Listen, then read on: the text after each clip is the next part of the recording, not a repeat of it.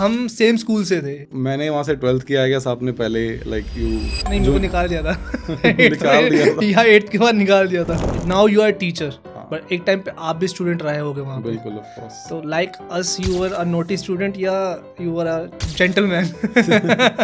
Naughty तो नहीं था यार, मैं बहुत शाय पर्सन था। ओके, आपने कोई प्रैंक करा था अपने स्कूल में और स्कूल टाइम में? दोस्त था, खिल नाम था उसका, तो वो पटेल नगर एक जगह हाँ आसपास, जी, तो हाँ जी, वहाँ हाँ पे वो रहता था। तो हमें था कि उसके घर जाएंगे, हम कुछ गेम वेम खेलेंगे, सॉर्ट ऑफ हमारा बेसिक सा प्लान था। तूने कहा सामने एक घर है, इनसे पूछ लो, वहाँ इसी स्कूल से बच्चे वहाँ से भी जाते हैं। तो मैंने कैजुअली वन लेडी केम, तो मैंने सिंपल बेल बजाई, तो मैंने कहा नमस्ते आंटी। जब मैंने ऊपर देखा वो हमारी प्रिंसिपल मैम थी, तो उन्होंने हमें प्रिंसिपल मैम का एड्रेस बता दिया था। What are you doing here, यहाँ पे कैसे आ गए तुम दोनों? लेकिन क्योंकि मैं स्कूल में दोबारा जाता हूँ, मैम को जब भी मैं देखता हूँ कभी ना कभी मुझे वो इंसिडेंट याद आ जाता है। I am ICSE board examiner right now. मैं बोर्ड एग्जाम्स की जो कॉपीज होती हैं फिजिक्स की, आई करेक्ट देम, और मुझे मेरी ड्यूटी लगती है ICSE की तरफ से। I am also the ISC practical examiner, जो बोर्ड के प्रैक्टिकल्स कंडक्ट होते हैं, तो I generally go and take. What were the benefits that ICSE is providing and CBSE is not? Major difference ये है, देखो पहले तो सिलेबस का डिफरेंस है। मैं आपको एग्जांपल देता हूँ। CBSE में हमारे पास 4 चैप्टर्स हैं फिजिक्स, ICSE में 9th में 10 चैप्टर। CBSE में कॉमन एग्जाम होता है साइंस, जिसमें आप फिजिक्स केमिस्ट्री बायो का एक सिंगल एग्जाम होगा। टोटल 10 से 12 चैप्टर्स है उसमें। फॉर एग्जाम्पल उनके 15 चैप्टर बायो में है खाली 9th में। दैट इज अगर उनकी साइंस में टोटल करूं, दे आर हैविंग 36 चैप्टर्स। और जैसे आपने बोला 90% आते ही बच्चे ये सोचने लगता है अब तो मैं साइंस लूंगा। 90% इज द नॉट क्राइटेरिया कि आप साइंस लोगे। क्राइटेरिया मेरे हिसाब से होना चाहिए कि आपका इंटरेस्ट क्या है? एक स्टूडेंट था, उसने फिजिक्स वाला ज्वाइन किया, ओके, उसने दिल्ली वाला ज्वाइन किया। ओके, उसको डेली अप डाउन करना पड़ रहा है और उसका रेगुलर बैच था। तो मैंने कहा भाई आपको ट्रैवलिंग करनी पड़ रही है, आपके 3 से 4 घंटे उसमें इन्वेस्ट हो रहे हैं, तो आपने वहाँ पे ही क्यों चूज किया? तो ही टोल्ड मी कि सर वहाँ से ना सिलेक्शन हुआ। मैंने एक बच्चे से पूछा आपको मैथ्स क्यों अच्छा लगता है? कहता है हो जाता है। फैक्ट है ये। जो चीज हो रही है वो अच्छी है, जो नहीं हो रही है बेकार है। कुछ ना कुछ लिख के आना एग्जाम में, खाली मत छोड़ना। अब कुछ बच्चे उसको ज्यादा ही सीरियसली ले लेते। तो क्वेश्चन आया कि व्हाट इज ओम्स लॉ, तो बच्चे ने कहा कुछ तो लिखना है। उसने लिखा we chant prayers in temple, we offer prayer, है ना। उसने ओम, हरि ओम वाला ओम, समझ रहे हो कौन सा वाला ओम जो बनाते हैं हम, जो हमारा रिलीजियस वे में है, तो उसने वो लिख दिया। आप प्रूव करने में क्यों लगे सोसाइटी को? आपकी प्रायोरिटी बच्चा होना चाहिए अपना, वो कंफर्टेबल है कि नहीं है, वो जो चीज़ करना चाह रहा है कि वो माइंड से रिलैक्स है कि नहीं है, क्या वो प्रेशर में कर रहा है। अभी एक बच्चा था, उसने ऑफलाइन सेंटर ज्वाइन किया फिजिक्स वाला लेट से, बट उसको वहाँ समझ में नहीं आया। तो मैं ये नहीं कहूँगा कि वो गलत है। जब वो बच्चा मेरे पास आया, मुझे पता लगा उसके बेसिक्स इतने वीक थे कि उसके वो अडेप्ट नहीं कर पाया उसमें डायरेक्ट। इस साल उन्होंने ऑन स्क्रीन मार्किंग सिस्टम करा, विच इज OSM। उसका ऑब्जेक्टिव ये था कि एक्यूरेसी बढ़ जाए, टाइम सेव हो जाए। वो CBSE की तरफ से 12th के लिए अप्लाई करा, इस साल पहली बार अप्लाई हुआ है। लेकिन इसका भी एक फेलियर रहा है बहुत बड़ा, आई टेल यू। आप बिलीव नहीं करोगे, एक बच्चा जिसका IIT-JEE मेंस क्लियर हो गया, उसके 12th में 75% भी नहीं आए। Seriously? यस। अब ये बड़ी बात सुनो आप, IIT-JEE मेंस क्लियर करने के बाद वो IIT-JEE एडवांस का पेपर देता, लेकिन क्योंकि 75% नहीं आया, उसका वो पेपर एलिजिबल ही नहीं। नीट की अगर हम बात करें तो उसके साथ कैसे आप उसको डिस्क्राइब करोगे? इतना बड़ा मुद्दा है ये, नीट का लीक होना पेपर। तो hey guys, welcome back to जाम में जाम। आज आए फिजिक्स वाला की तरफ से अक्षय दीवान सर। फिजिक्स वाला से नहीं हूँ यार मैं। मैंने जानबूझ के बोला। मैं फिजिक्स पढ़ाता हूँ, मैं फिजिक्स वाला से नहीं हूँ। फिजिक्स पढ़ाने वाले ब्रांड बन चुकी है आज। आप बोलोगे फिजिक्स वाला ऐसे, दे विल बी लाइक कि सर वहाँ पे पढ़ाते हैं, सर फिजिक्स पढ़ाते उनका हैं, टीम का पार्ट है। या फिजिक्स पढ़ाने वाले सर आए आज। हाँ, मैं टीचिंग कम्युनिटी से जरूर हूँ, लेकिन I am not from the physics वाला। ओके, कैसे हो सर आप? बहुत बढ़िया, आप बताओ कैसा लग रहा है पॉडकास्ट में आके आपको? बहुत एक्साइटेड हुआ यार। नर्वस तो नहीं होना? अभी तक तो ठीक है। हम सेम स्कूल से थे, इफ यू रिमेंबर। यस। या तो आज बट मैंने वहाँ से 12th किया है, आपने पहले लाइक यू नहीं, मेरे को निकाल दिया था। निकाल दिया था या 8th के बाद निकाल दिया था। मैं रिलेट कर पा रहा हूँ। But you know that it was a ICSE school. ICSE school, exactly. तो वहाँ पे तो टॉलरेट ही नहीं करते थे हम जैसे बच्चों को। सी मैं 10 साल से ICSE, 10 से 11 साल से ICSE के बच्चों को पढ़ा रहा हूँ। हाँ जी, हाँ जी। तो मैं रिलेट कर सकता हूँ कि आपने चलो उसको भी उस समय बोला कि निकाल दिया था, बट एक पर्टिकुलर क्लास के बाद जनरली बच्चे ICSE से CBSE जाना जनरली प्रेफर करते हैं कि बहुत सारा डिफरेंसेस हैं और मैं आपको लाइक कैसे बताऊं कि 9th में और 10th में जो आईसीएससी की जो स्टडीज़ हैं, हुँ, हुँ। जो लेवल ऑफ डिफ़िकल्टीज़ उनको फेस करनी है, जो हुँ, हुँ। सिलेबस में जो बहुत डिफरेंस है, तो वो एक बहुत बड़ा रीज़न है कि बच्चा सीबीएसई में शिफ्ट करता है। या। तो दिस इज़ द थिंग। मैं तो अपनी तरफ से बोल सकता हूँ, मेरे को तो करवाया गया था, लेकिन अच्छा हुआ मेरे को करवाया गया था, क्योंकि मेरे को सुनने हाँ। में आया था कि सुनने में क्या, जब मैंने देखा कि हमारी जो पढ़ाई है, जो हम ऑलरेडी 8th में कर चुके हैं, वही सेम हुँ। 9th में आ रही थी एक्चुअली, यस, अगर इन आप English literature, I guess. Even देखो साइंस में और मैथ्स में बहुत बड़ा डिफरेंस है। हाँ जी। अगर आपको लगता है कि यार मैं उतना मैनेज नहीं कर पा रहा, हुँ, हुँ। तो आपको CBSE is the best option. Okay. हाँ, but going into that question, ICSE versus CBSE, उससे पहले मैं ये पूछना चाहता हूँ कि नाउ यू आर टीचर, हाँ, बट एक टाइम पे आप भी स्टूडेंट रहे होगे वहाँ पे। बिल्कुल ऑफ कोर्स। तो like us, you were a naughty student या you were a gentleman? Naughty तो नहीं था यार, मैं बहुत शाय पर्सन था, ओके। राइट? और बहुत एक कह सकते हो इन्फीरियर पर्सनैलिटी, बिकॉज़ अभी स्टडीज़ में मैं भी इतना अच्छा नहीं था स्टार्टिंग में। ओके। सबको ऐसा लगता है कि आज ये टीचर हैं तो ये शुरू से ही, या कोई टॉपर होता है तो वो बचपन से ही टॉपर होता है। हुँ, हुँ। तो ऐसा कंपल्शन नहीं है।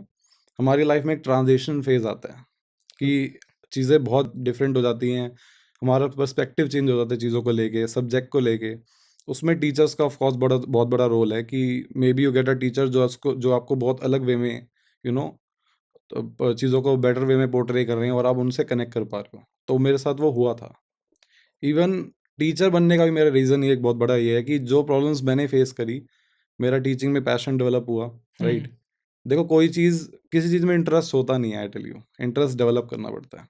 आज आप पॉडकास्ट कर रहे हो, आप कभी इसमें हुँ। नेवर नो आपको किसी में इंटरेस्ट रहा हो, आप या। कैमरा भी शाय रहे होगे, बहुत सारी या चीज़ें रही होंगी। I can tell you, sorry हाँ, बीच में प्लीज़, टोक रहा हूँ प्लीज़। आपको, कि मैं पढ़ता नहीं था, इसलिए नहीं हुँ, पढ़ता, मुझे क्रिकेटर बनना था। द थिंग वाज़ कि मुझे क्रिकेट में इतना फ़ोकस था, पढ़ाई की तरफ ध्यान नहीं देता था। ये तो मेरा हार्ट हाँ। टूट गया, इसलिए मैंने अपना बिल्कुल ही चेंज कर हुँ, दिया हुँ। फ़ील्ड। लेकिन उस टाइम पे तो मेरा फ़ोकस बिल्कुल क्लियर था। मैं मोस्ट ऑफ द टाइम अपना क्रिकेट ही खेलता रहता था मैं। बिल्कुल, हर बच्चे की अपनी स्ट्रेंथ और वीकनेस है। या। ज़रूरी नहीं है आप पढ़ाई से ही सब कुछ कर लोगे। आपको बेसिक एजुकेशन ऑफ कोर्स लेनी चाहिए। एंड बाकी अपना पैशन आप परस्यू कर सकते हुँ, हो। हुँ, हुँ। ठीक है, अब जैसे आपको चैलेंजेस आए, इंजरी हो गई, यू या। नेवर नो इंजरी हो जाएगी। या। तो ये सबके साथ चलता है, बट ठीक है, आज आप क्रिएटिव फील्ड में हो, you are doing hmm, great, hmm, hmm. Right? तो ये भी एक अच्छी चीज़ है। हुँ, ये भी हुँ। बच्चों को सोचना चाहिए कि we have various options these days. या hmm. Before going to that, मैं वापस ये पूछूंगा, आपने कोई कोई प्रैंक करा था अपने स्कूल में और स्कूल टाइम में? प्रैंक मैंने बोला ना मैं शाय पर्सन था, तो प्रैंक मेरे साथ हुआ था, अच्छा, मैंने आपके साथ करा हुआ नहीं था। था। हाँ, एज अ टीचर आपके साथ क्या प्रैंक हुआ? टीचर तो मैं एज़ सच प्रैंक नहीं हुआ, एज़ अ स्टूडेंट मेरे साथ जब मैं स्कूल में था, जो मैं अच्छा। अभी तक भूल नहीं सकता। मतलब जब भी मैं उसको याद करता हूँ, मैं बहुत रिलेट करता हूँ। Okay. Because I am teaching in ICSE school right now. Hmm. मैं आईसीएसई का बोर्ड एग्ज़ामिनर यू भी आर हूँ। Teaching in the same school you were in? Yes, yeah okay. मैं जिस स्कूल से मैंने पढ़ाई की है, मैं उसी स्कूल से या। मैं एलकेजी से 12th वहाँ पे पढ़ा। तो फिर वो 14 साल का वनवास काटने के बाद दोबारा उसी स्कूल में मैं 5 साल हो गए मुझे पढ़ाते वहाँ पे। ओके। एंड उससे पहले मैं सीबीएसई स्कूल में था। Okay. But I am ICSE board examiner right now. मैं बोर्ड एग्जाम्स की जो कॉपीज होती हैं फिजिक्स की, आई करेक्ट देम। ओके। और मुझे मेरी ड्यूटी नाइस। लगती है आईसीएसई की तरफ से। I am also the ISC practical examiner, जो बोर्ड के प्रैक्टिकल्स कंडक्ट होते हैं, तो I okay. Generally go and take okay. In other school on the behalf of ICSE board. Okay. हाँ, बट इसमें आप प्रैंक तो बताओ मुझे। प्रैंक अब जैसे मैंने बताया ना, मैं उसी स्कूल में था, हाँ जी, तो हाँ जी। हुआ ये कि हम 10th में थे। हाँ जी। 9th और 10th मुझे थोड़ा एग्जैक्टली ध्यान नहीं आ रहा, बट हाँ जी, हाँ इसी जी। इसी फेज में थे हम। तो यार उस टाइम तो हम साइकिल ही यूज़ करते थे। अब तो हाँ। 6th क्लास 7th क्लास के बच्चे भी एक्टिवा चलाते हैं। तो हमारा जो मेरा एक दोस्त था, अखिल नाम था उसका, तो वो पटेल नगर एक जगह है हाँ आसपास, जी, हाँ तो जी, वहाँ हाँ पे जी। वो रहता था। तो हमें था कि उसके घर जाएँगे, हम कुछ गेम वेम खेलेंगे, सॉर्ट ऑफ हमारा बेसिक सा प्लान बना। हुँ, तो मैं और मेरा दोस्त वो जो टॉपर था विवेक, तो हुँ। हम दोनों का प्लान बना कि चल उसके घर जाएँगे। तो उसने हमें आइडिया दे दिया था कि यहाँ-यहाँ पे है, और हम ऑलमोस्ट वहाँ पहुँच गए थे। तो होता नहीं है, वो ऑलमोस्ट वहीं पे हो लेकिन आप गली भूल जाते हो। हुँ। अब वो गली तो भूल गया, तो हमने कहा यार किसी से पूछ लेंगे, जनरली ये होता है। पूछ के हम पहुँच जाएँगे एनी हाउ। तो हमने उनको बताया कि बच्चा है, केरला से है, तो वो थोड़ा उनका एक्सेंट है, तो हमने कोई रेफरेंस दिया उनको। तो उन्होंने कहा सामने एक घर है, इनसे पूछ लो, वहाँ इसी स्कूल से बच्चे वहाँ से भी जाते हैं। हुँ, हुँ। तो उनको पता ही होगा, बस का कॉमन स्टॉप होता है। तो मैं कहा ये तो ग्रेट है। तो जनरली हमारी हैबिट होती है कि हम बेल बजाते हैं, आंटी बाहर आए, तो हम जनरली अब हैबिट है, बोलते हैं नमस्ते आंटी, हुँ, हुँ। वही ग्रीट करते हैं नॉर्मली। तो हम अपनी थोड़ा-सा अंधेरा हो गया था, मतलब वो विंटर्स आने वाली थी। हुँ, हुँ। तो मैंने कैजुअली वन लेडी केम, तो मैंने सिंपल बेल बजाई, तो मैंने कहा नमस्ते आंटी। जब मैंने ऊपर देखा वो हमारी प्रिंसिपल मैम थी। उन्होंने हमें प्रिंसिपल मैम का एड्रेस बता दिया था कि ये तो बता ही देंगे। ओके। और मैम हमारे बड़े स्ट्रिक्ट थे, हाँ, तो हाँ। She was like what are you doing here, यहाँ पे कैसे आ गए तुम हाँ दोनों। जी, हाँ जी। तो भाई हम डर गए, हमें डर इतना था उनका, सीरियसली हम नाम लेते थे प्रिंसिपल मैम फ्लोर पे आई हैं तो हम डर जाते थे। She was the same principal ma'am. Yes okay. Exactly, Seema Sharma ma'am. हाँ तो जी। उन्होंने अभी पूरा लाइक 30 इयर्स प्लस से she is serving in our school. Okay. तो we are blessed to have her there of course. तो बट एक होता है ना, रिगार्ड भी होता है आपको, और मैम स्ट्रिक्ट भी थे। या तो वो मोमेंट नहीं भूलता। तो मैं तो कैजुअली नमस्ते आंटी करते मैंने ऊपर देखा, एक तो हमने सूट में कभी मैम को देखा नहीं, मैम को साड़ी में और एक वैसे उसमें देखा है। घर पे बंदा नॉर्मल होता है। तो उन्होंने हमें डांटा कि आप इस टाइम घर से क्यों बाहर हो, घूम रहे हो। तो हम फटाफट, हमने कहा हम 2 मिनट में घर पहुंच रहे हैं। इससे ज़्यादा टाइम नहीं लगा। ओके। तो फिर अखिल तो भूल ही गए हम, तो सीधा घर पहुंचे हम। अच्छा। तो तो ये छोटी सी बात है, लेकिन क्योंकि मैं स्कूल में दोबारा जाता हूँ, मैम को जब भी मैं देखता हुँ, हूँ, हुँ, हुँ। कभी ना कभी मुझे वो इंसिडेंट याद आ जाता है। ओके। तो ऐसा कोई मैंने लाइक नॉटी या ऐसा कुछ मिस्चीफ ऐसे कुछ नहीं की कि भाई मुझे डांट पड़ी हो, स्कूल ने बम फोड़ दिया हो, ऐसा कुछ नहीं किया हमने। मतलब आप मेरी तरह नहीं थे। इतना तो मतलब नहीं था यार, मतलब नहीं था उस टाइम, हाँ, गट्स ही नहीं हाँ। थे इतने, सही बताऊं। Okay, okay. आप बताओ, आप कह रहे हो मैं तो ऐसा नहीं था, अपना बताओ क्या आपने किया भाई। मैं प्रैंक का तो पता नहीं, लेकिन मैंने हरकत ऐसी करी है कि मतलब सुन सुन के मुझे हँसी आती है आज, अगर मैं सोच भी लूँ। तो देयर क्या वाज़ पता मुझे भी आ जाए। पता ही नहीं ऑडियंस को आने वाली है। So there was a girl I like in the school. Okay तो नाइस, सही जगह जा रहे हैं। ये तो इंटरेस्टिंग है, सबको हंसी आएगी। पहली लाइन ही बढ़िया कर दिया आपने। तो यूँ था कि मोस्ट मतलब कोई डिसेंट आदमी आपकी तरह उसको फ्रेंडशिप के लिए पूछेगा, है हम्म। ना? या नॉर्मल प्रपोज़ हाँ करेगा। डिसेंट है, शाय है पर्सन, तो थोड़ा हाँ। उसको हेजिटेट हो करके या पूछेगा वो। हाँ। लेकिन मैं तो ऐसा था नहीं। हाँ मेरा था नाइस। खुराफातिया दिमाग, तो ऐसे था मेरा। तो मैंने कहा क्या कर सकता हूँ? तो उस वक़्त एक मूवी देखी थी मैंने, अक्षय कुमार की खिलाड़ी। तो उसमें लड़की एंटर गई थी, तो उस पे ऊपर वो फूल बिछाता है ना पंखे पे, हाँ, तो फूल बिछा के वो लड़की के ऊपर गए थे। तो उसको प्रपोज़ कर देता उसको। तो मैंने मतलब मैं स्कूल के फैन पे आप ये करने चाह रहे थे? मैंने करा था। ओह वाओ भाई, सीरियसली। सेम स्कूल जिसमें हम पढ़ते थे, उसमें मैंने ये करा था। हुँ, और चल लड़की पटी ना पटी वो तो बाद की बात है। पीटीएम पे मेरी मम्मी यहाँ पे बैठी है, मैं यहाँ पे बैठा हूँ और हमारी वाइस प्रिंसिपल मैम सामने बैठी है। आपका बेटा पढ़ता लिखता ना हो, लेकिन बताऊँ फूल बहुत लाता है मतलब इस हुँ। क्लास में। तो मेरे को पूछने लगी फूल क्यों ले आए? मम्मी मेरे को देखने लगी। उस वक़्त पता नहीं क्या भगवान बैठे मेरे दिमाग में, क्या दिमाग चला मेरा। मैंने कहा वो प्रोजेक्ट आया था जिसमें रेड ब्लड सेल्स होते हैं ना, उसको मैं फूल वाह! लगाना चाहता था। और अल्टीमेट। ऐसे करके मैं बचा था वहाँ से। बच भी गए, ऐसे ऐसे रीज़न देके बचते तो नहीं हो। वो प्रिंसिपल मुझसे तो मैम ना बच पाते हो अगर मैं होता तो। यार ये क्या रीज़न है सीरियसली। वो इम्प्रेस हो गई थी मैम मेरे से कसम से। हमारी वाइस चलो, principal it ma'am. Was not a good cover but ठीक है, मान लेते हैं। नहीं बट इम्प्रेस हो गई थी वो। अच्छा चलो तूने नाइस। दिमाग तो लगाया कम से हाँ, कम दिमाग इतना। तो लगाया, चलो सेव अपने आप को कवर करना तो या आता है, स्टैंड लेना तो आता या है। तो वो nice. One of the pranks था मतलब। अगर वो लड़की हुँ, आजकल फॉलो तो करते हैं हम एक दूसरे को, तो अगर हुँ। वो सुनेगी हंसी आएगी उसको भी। हाँ, बिल्कुल यार, मतलब इतना तो कभी नहीं जा पाए।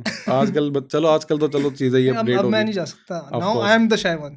अच्छा, अब मैं नहीं कर सकता ऐसी नाइस। हरकतें, बिल्कुल अब भी मैं नहीं हूँ। मैच्योरिटी आ गई ना, अब काम करने लग गए, या मैच्योरिटी आ गई है, अब थोड़ा-सा ऑफ़ कोर्स। अगेन अगर मैं अब आईसीएसई में चलूँ, मैं हमेशा अपने मॉम डैड को सुनते आ रहा हूँ, जो भी मेरे क्लास फेलो थे उनके पेरेंट्स को सुनता आ रहा था कि जो आईसीएसई प्रोवाइड कर रहा है वो सीबीएसई नहीं प्रोवाइड कर रहा। तो हुँ, what were the benefits that ICSE is providing hmm. And CBSE is not. See मुझे बहुत मतलब होता है ना, ये इतना रिपीटेड क्वेश्चन है जो मुझे फेस करना होता है ऑफ़ कोर्स, बिकॉज़ देखो 3 फ़ेज़ होते हैं हमारे स्कूल में। एक 6 टू 8 होता है, फिर ओके। आपका 9-10th होता है, देन 11-12th होता है। 6 टू 8 में आप अपना बेस बनाते हो कि अपनी कैलकुलेशन स्ट्रॉन्ग करते हो, अपना बेसिक स्ट्रॉन्ग करते हो, अपनी अंडरस्टैंडिंग डेवलप करते हो, ताकि जब आप 9th और 10th में आओ, बिकॉज़ 9th का करिकुलम लगभग 10th के जैसा है। आप बोर्ड को 1 साल पहले बोर्ड की जो प्रिपरेशन है, बोर्ड का जो फॉर्मेट है, ब्लूप्रिंट है, उसके हिसाब से ही लगभग 9th में कराया जाता है, या ताकि बच्चा 10th के जो कॉन्सेप्ट्स हैं उसको अच्छे से समझ सके, अपना माइंड उस तरीके से डेवलप कर सके। मेन प्रॉब्लम यहीं आती है, जो बच्चा जैसे फॉर एग्ज़ाम्पल मेरे पास 9th का बच्चा आता है पढ़ने, राइट? या 10th का बच्चा आता है पढ़ने, उसके बेसिक्स इतने वीक होते हैं कि वो चीज़ें तो समझ रहा है, उसको सही भी लग रही हैं चीज़ें, वो कन्विंस्ड है कि ही और शी द टीचर जो सामने उसके हैं वो अच्छा पढ़ा रहे हैं।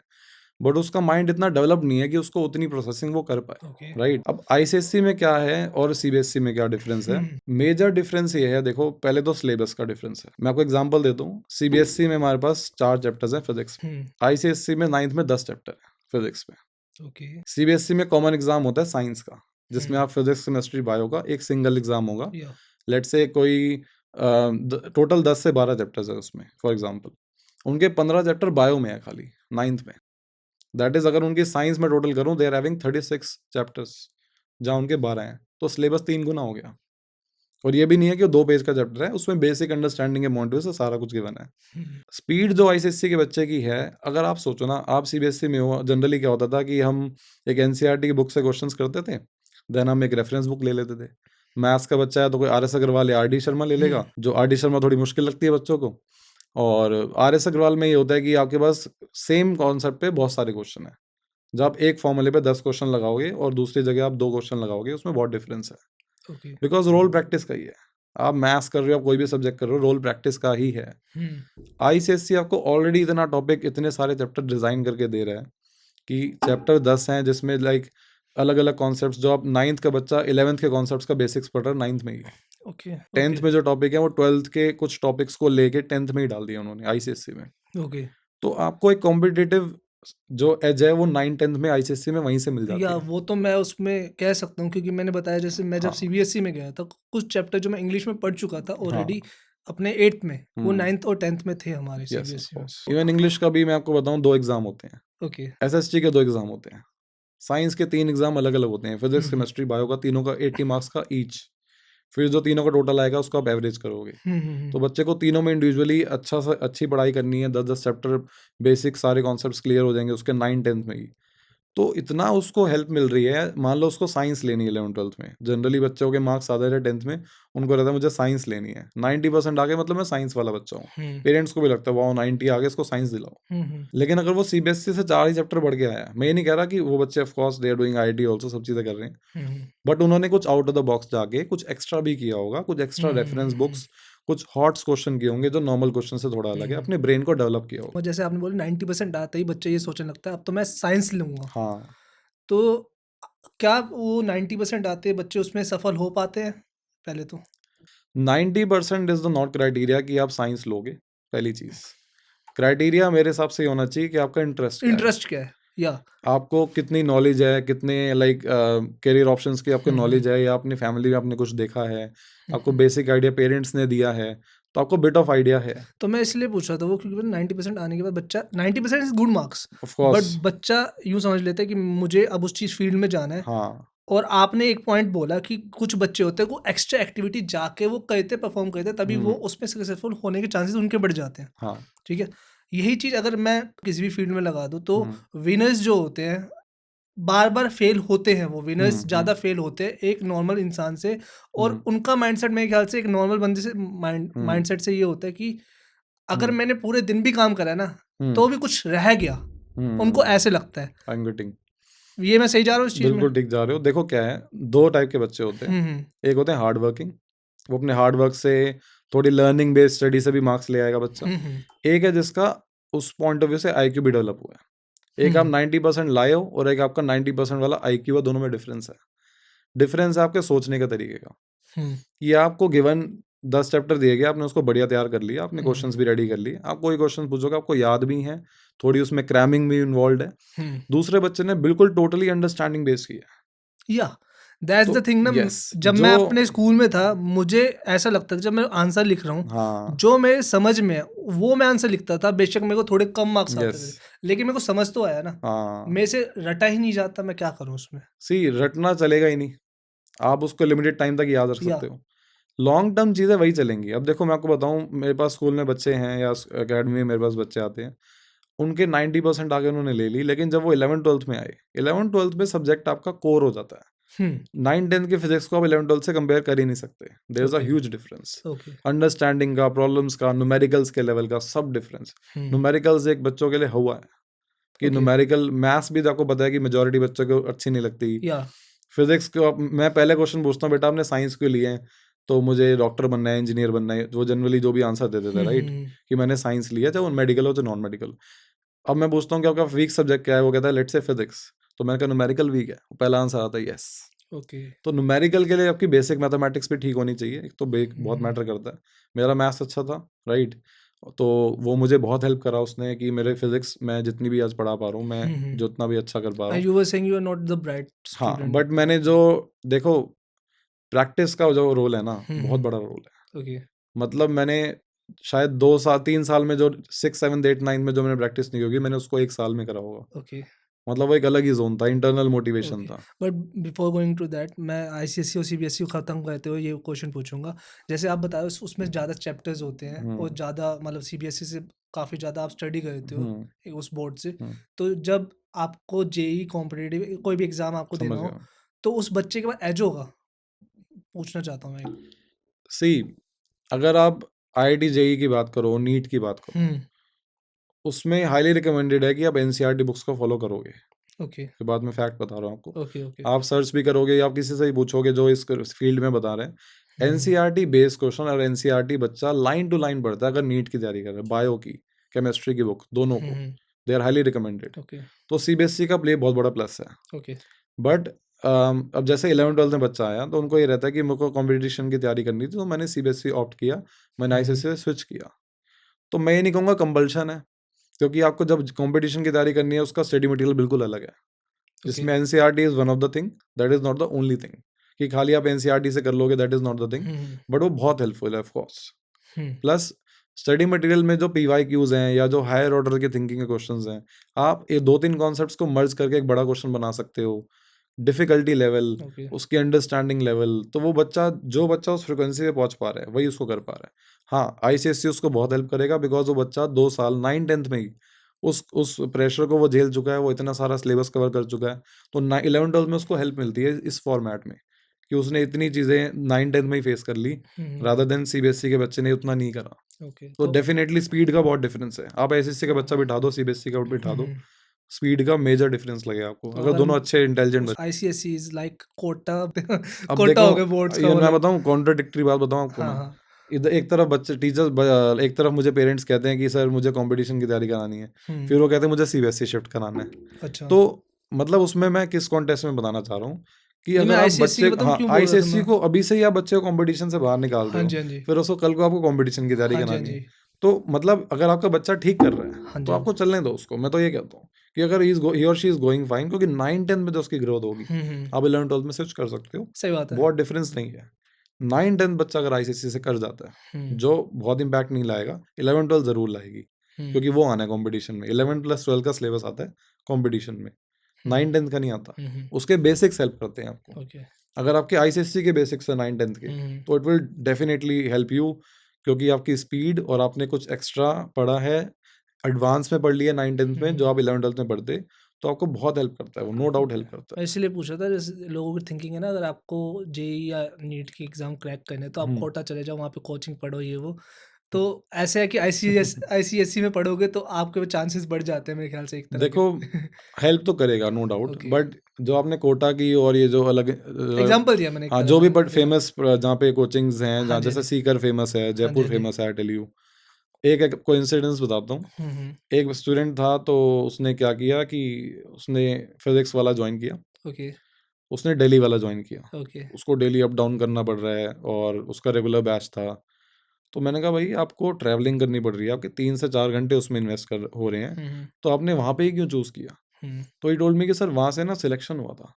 मैं कहा ओके, सिलेक्शन हुआ था, तो मैं कहा तो ऐसा तो नहीं है कि वहाँ पे चले जाएंगे सबका सिलेक्शन हो जाएगा, ऐसा तो हम्म। कुछ क्राइटेरिया नहीं है, लेकिन बच्चों के माइंड में आ जाता है। या मैं कहा सिलेक्शन बच्चे का हुआ था, जगह का नहीं हुआ था। हम्म टीचर आपको हेल्प करेगा अगर सही गाइड कर रहे हैं, बट आपकी जो सेल्फ स्टडी है ना, अगर आपने बेस्ट बिल्ड कर दी, आज मैं अगर पढ़ा पा रहा हूँ, वो बंदा जो मैथ्स में एक कह सकते हो वीक था, आज हम्म उसका फेवरेट मैथ्स बना, आज वो बहुत अच्छा है मैथ्स में, उसने 97 स्कोर करा 12th में। अपना बताऊं मैंने 12th में कोचिंग भी नहीं ली मैथ्स की, तो I okay was able to manage okay. ICSC में 12th में 97 just through yourself practice. Study. Okay जो मैंने 10th 11th में सेल्फ स्टडी बिल्ड करी, ओके। कि मैं स्पीड बिल्ड करी, जो मैंने हम्म मैं टाइम देख के बैठता था, कि टाइम का मैं आपको बहुत बड़ा रोल बताता हूँ। आप 3 घंटे का एग्जाम दे रहे हो, आजकल तो बच्चे मॉक टेस्ट देते हैं, सब चीज़ देते हैं, वो अपने आप को टाइम हम्म मैनेजमेंट कर पाते हैं। अब एक न्यूमेरिकल में आप फंस गए, आपने 10 मिनट लगा दिए, एग्जाम में आपको उसको 4 मिनट में करना है, तो आप 4 मिनट का टाइमर लगा के करो ना। और जब मैं घर पे टाइमर लगा के 4 मिनट दूंगा, तो मेरी स्पीड अकॉर्डिंगली बिल्ड होएगी। आपने 12th फेल मूवी देखी होगी, उसमें उनको कहता है कि यार आपको इतने टाइम में इतने अल्फाबेट, इतने हम्म। वर्ड्स लिखने हैं, या तो गेम बहुत है टाइम का। तो माइंड को इतना प्रोग्राम करना है कि हम कम टाइम में इफेक्टिवनेस ला सकें। ओके। कि न्यूमेरिकल का भी यही है, जितने आप करते जाओगे कंफर्ट आता जाएगा। मैंने एक बच्चे से पूछा आपको मैथ्स कैसे लगता है, कहता है हो जाता है। ओके। फैक्ट है ये, ओके। जो चीज़ हो रही है वो अच्छी है, जो नहीं हो रही है बेकार है वो। हम्म। न्यूमेरिकल नहीं हो रहे बेकार होते हैं। जनरली जो बायो के बच्चे हैं उनको मैथ्स थोड़ा कंपैरेटिवली वीक होता है, तो ये भी रीज़न है बायो ले लेते हैं। हम्म। तो प्रैक्टिस का ही रोल है, जितना आप करोगे और आप पूछो टीचर्स से। सर मैं ये पूछना चाहता हूँ आपसे, जैसे आप कह रहे हो कि आप अच्छे स्टूडेंट नहीं थे एक टाइम पे, मतलब एवरेज स्टूडेंट थे एक तरह के, एंड उसके बाद आज आप फिजिक्स पढ़ा रहे हो, तो यहाँ से लेकर वहाँ तक की जर्नी आप कैसी थी मतलब? मैं आपको सही बताऊँ, मुझे उससे पहले की जर्नी याद ही नहीं है। क्योंकि मुझे लगता है कि मैंने उसमें बहुत अच्छा कुछ नहीं किया अपनी लाइफ में। कि देखो हर बच्चे का एक ट्रांजिशन फेज होता है, या आपका भी ट्रांजिशन फेज है। या आज आप यहाँ तक पहुंचे हो, आप लोगों को कनेक्ट कर पा रहे हो, हम्म। आप इसके थ्रू मैसेजेस भी दे रहे हो, आप अलग अलग फील्ड के लोगों से मिल रहे हो, राइट। आज आपका जो मेच्योरिटी लेवल है, आप आज का जो ट्रांसफॉर्मेशन है, एज यू सेड कि आज मैं शाय हूँ, या वो शाय नहीं, आप मैच्योर हो, ओके। आप इंटेलेक्चुअल हो चुके हो आपके। हाँ कोई नहीं। मतलब मैं पॉजिटिव साइड ही या बता या रहा हूँ। या आज मेरा भी जो सोचने का बोलने हम्म। का तरीका दैट इज टोटली डिफरेंट। हम्म। क्योंकि जब आपकी अलग अलग एज में अलग अलग मेच्योरिटी आती है। या पॉइंट ये था कि मुझे एक touchwood, I highly thank God और उन टीचर्स को जो मुझे 11 जिन्होंने मुझे 10 to 12 पढ़ाया, ओके। उनका बहुत बड़ा रोल है। बट उस टाइम पे आपको लग रहा था कि आप इसी फील्ड में जाओगे? मुझे 10th के बाद क्लियर था मैं साइंस लूंगा। ओके। क्योंकि मुझे 10th में टचवुड अच्छे टीचर्स मिले थे, या मेरे को जब ट्रांजिशन हुआ, आई डोंट नो मेरी फ्रिक्वेंसी उनसे मैच कर गई। और मैं मतलब मैंने लेफ्ट राइट नहीं देखा। जो बच्चा 10th में मैंने बहुत अच्छी ग्रोथ दिखाई, I was able to manage a good score. Okay. 11th में मैंने फर्स्ट यूटी में टॉप करा था केमिस्ट्री में। वो मेरे लिए बहुत बड़ा पॉजिटिव था, सबको एक लाइमलाइट में आ गया, ये बंदा भी कर रहा है कुछ अब, और ये टॉपर्स की लिस्ट में। और मैं इस चीज़ में कभी शाय नहीं था, मैं अपने दोस्तों से भी पूछता था कि यार ये क्वेश्चन नहीं हो रहा, मुझे प्लीज़ बता दो। तो आपको ये चीज़ों में ना, एक तो क्वेश्चंस बच्चे, मैं आपको बताऊँ, इतना हेजिटेट करते हैं, अपना अंदर रखते हैं कि लोग क्या सोचेंगे, मैं क्वेश्चन नहीं पूछूंगा तो क्या पूछेंगे। तो मेरा भी एज अ टीचर, मेरा आपको बताऊँ मैं बच्चों को हैंडल कैसे करता हूँ, अगर आपको मैं बताऊँ, ये शेयर करूँ तो मेरा क्लासरूम में क्या या रोल रहता है। हर तरह का बच्चा ही होगा आपके पास, है एग्जैक्टली ना? तो आप उसको कैसे हर तरह के बच्चे को सेम हैंडल करते हो या अलग-अलग तरीका अपनाते हो आप? देखो यार, कि मैंने आपको पहले भी कहा था, इंटरेस्ट डेवलप होता है, इंटरेस्ट होता नहीं है। हुँ। आपका किसी चीज़ में इंटरेस्ट नहीं होता, आपको कुछ ना कुछ उस चीज़ में फैसिनेट करती है, जो आपको इंटरेस्ट या डेवलप करती है। या आपने भी किसी का पॉडकास्ट देखा होगा, आपको चीज़ें रिलेट करी होंगी, आपको लगा कि यार मैं भी ये अच्छा कर सकता हूँ, मुझे ये इट चीज़ वाज़ करनी। Kind of an accident for me starting a हाँ, पॉडकास्ट, बट हाँ, मेरे को उसके बाद फैसिनेटिंग लगा उसके बाद जब मैंने स्टार्ट लगाना कर दिया सेम मेरे तो। साथ टीचिंग में था। ओके। जब मैंने पढ़ाना शुरू किया, मुझे कनेक्ट करना शुरू हुआ, मैं बच्चों सर से। Before going to that teaching thing, मैं एक पूछूँ कि आपने जेईई क्रैक करा था कि आप आईआईटी होके उस रूट से गए थे, आपने सीधा फिर टीचिंग रूट अपनाया था? सी मैंने मैंने बताया ना, मेरी जर्नी अलग रही है। ओके। तो मैं शुरू से एक ब्राइट स्टूडेंट तो था नहीं, हुँ, तो हुँ। मैंने पहले अपना बेस बिल्ड करा। ओके। मैंने 12th में मेरा टारगेट था कि मैं पहले अच्छा स्कोर करूं, हुँ, क्योंकि हुँ। एक आप सडनली मिरेकल नहीं कर सकते। या मेरे टाइम पे आईआईटी जेई का क्या, अब देखो आईआईटी जेई के दो एग्जाम होते हैं। हुँ, हुँ, हुँ। पहले होता है आईआईटी जेई मेंस, हुँ, हुँ। इंजीनियरिंग के लिए एग्जाम हुँ, होता है, हुँ। It's joint entrance exam. IIT JEE, IIT एक कॉलेज है, हुँ, पहले तो एक हुँ। कई बच्चों को पता नहीं इंडियन होता। इंस्टीट्यूट ऑफ हाँ, Indian technology. Institute of technology, अगर आपको उस पर्टिकुलर कॉलेज में जाना है, हाँ जी। तो आपको उसका डेडिकेटेड एग्जाम क्लियर करना पड़ेगा, ओके। जो पीसीएम रिक्वायरमेंट है उसके लिए, हुँ, आपके पास हुँ। फिजिक्स केमिस्ट्री मैथ्स होना चाहिए। आप पेपर 1 क्लियर करोगे, which is called IIT JEE mains. Okay. अगर आप टॉप 2.5 लाख में आते हो, हुँ, तो आप हुँ। एलिजिबल हो एडवांस देने के लिए। ओके। प्लस आपके 75% भी होने चाहिए बोर्ड्स में। कितने लोग हर साल देते हैं ये एग्ज़ाम? देखो 14 लाख तक देते हैं ओके, आज उसमें की से डेट 2.5 में। लाख आपको। टॉप जो 2.5 लाख है वो एडवांस के लिए एलिजिबल है। ठीक है। तो उसमें भी बताऊं, सब लोग नहीं भरते फॉर्म यही फैक्ट है। Why so? जिनको पता होता है कि हमारा मेंस तक का ही है, क्योंकि एडवांस की फिर एक अलग स्टोरी है। ओके। आपको उससे अच्छा कॉलेज मिल जाता है तो आप सेटिस्फाई हो जाते हो। हुँ। या इवन 16,000 सीट है देखो हुँ, हुँ। आईआईटी में, उसके बाद कोटा सिस्टम भी है। मेरे टाइम पे आईआईटी मेंस नहीं होता था, it was AI triple E, all okay. India engineering entrance exam. Okay. 2012 में मैंने दिया था। ओके। उसके बाद उसका नाम आईआईटी मेंस रख हुँ, दिया हुँ। गया। इसको NTA national testing agency conduct कराती है, और नीट का एग्जाम भी वही कराती है मेडिकल के हुँ, लिए। हुँ। अगर आप पहला पेपर क्लियर करते हो, फिर आप एडवांस का देते हो। एडवांस का पेपर आईआईटी खुद बनाता है, जो हुँ, हुँ। आईआईटी के टॉप 7 सेंटर्स हैं वो बनाते हैं। ओके। तो आपने क्या एग्ज़ाम दिया था मैंने अपना फिर? एआई ट्रिपल ई का दिया था, ठीक मेरी है। 70,000 रैंक आई थी। Okay. As a general category तो मेरा नहीं हो पाया उसमें। Okay. It is not a good rank, but जितनी मेरी प्रिपरेशन थी उस हिसाब से it was a decent rank. What is the good rank? Good rank, देखो 16,000 सीट्स हैं। ओके। मैं आपको एग्जांपल देता हूँ, हम 5-6 लोगों का हमने एग्जाम, हुँ, मैं आपको हुँ। डाटा बताता हूँ। एक मेरे फ्रेंड की 21,000 रैंक थी। हुँ। तो एक काउंसलिंग होती है, उसमें आप अपना रैंक के अकॉर्डिंग कॉलेजेस सेलेक्ट करते हो। आपकी रैंक के अकॉर्डिंग कुछ कॉलेजेस की लिस्ट आती है। हुँ, फिर एक रैंक के अकॉर्डिंग आपको अपना एक कॉलेज अलॉट होता है कि इस रैंक पे आपको ये स्ट्रीम इस कॉलेज में मिल जाएगी। ओके, अगर आपको टॉप आईआईटीज चाहिए, ये सब चाहिए, तो आपको 10,000 के अंदर रैंक चाहिए या और भी कम चाहिए। मतलब ठीक है, वो अलग अलग कॉलेज की अलग अलग रिक्वायरमेंट है। ओके। तो उसके बाद आपने कौन-सा कॉलेज चूज़ करा था? देखो, अब मेरा तो जनरल था, हुआ नहीं। हुँ, मैं हुँ, आपको सही बताऊं कोटा सिस्टम का क्या है। मेरे हुँ, दोस्त की 1 लाख रैंक थी, उसका पहली काउंसलिंग में हो गया, उसको हुँ, एनआईटी कॉलेज मिल गया, which is a hmm, good hmm, college, government okay, college. तो वो एससी था वो। हुँ, हुँ, तो उसमें उसका कोई गलती नहीं है, ऑफ कोर्स। वो तो चलो एक कोटा जो सिस्टम है, उनको बेनिफिट्स मिल रहे हैं, हुँ, that is hmm, okay. But general category में आपको कंपैरेटिवली ज़्यादा मार्क्स लाने हैं हुँ, हुँ, काउंसलिंग के लिए, बैठने के लिए भी, और थोड़ा ये बेनिफिट्स मिल जाते हैं। तो मुझे पता था मुझे प्राइवेट में ही जाना है, तो मैंने एक नॉर्मल एमडीयू यूनिवर्सिटी से मैंने अपना बीटेक करा था मैकेनिकल में। ओके। सो उसके बाद आपने टीचिंग कैसे मतलब आपको लगा था टीचिंग, टीचिंग लाइन में आपको जाना है? सी टीचिंग मैंने पहले तो मेरा, जैसे मैं ठीक ठाक मैथ्स मेरा अच्छा था या साइंस हुँ, में मैं अच्छा हुँ, हो गया था, तो मेरे फ्रेंड ने मुझे सजेस्ट किया कि यार मेरे भैया कोचिंग है, तू ट्राई कर ले पार्ट टाइम पे। हुँ, हुँ, तो मैंने बहुत ज़्यादा बड़े सोच से ट्राई नहीं किया था। मैं कहा चलो एक पॉकेट मनी जनरेट हो जाएगी और मेरे पास स्किल है तो मैं उसको यूज़ कर सकता या हूँ। मेरी लर्निंग भी हो जाएगी, मेरे सब्जेक्ट से भी टच में रहेगा। मुझे नहीं पता था कब वो चीज़ एक इंटरेस्ट बन जाएगी, मैं पढ़ाने हुँ, में हुँ, मुझे मज़ा आने लग जाएगा, बच्चों से इंटरैक्ट करने में मज़ा मज़ा आने लग जाएगा, उनको हेल्प करने में। तो मैं हुँ, रिलेट करने लग गया कि अगर मैं उनकी जगह होता तो मैं उनको चीज़ों को ईज़ी कैसे करके हुँ, देता, हुँ, उनको मैं क्या हेल्प कर सकता हूँ।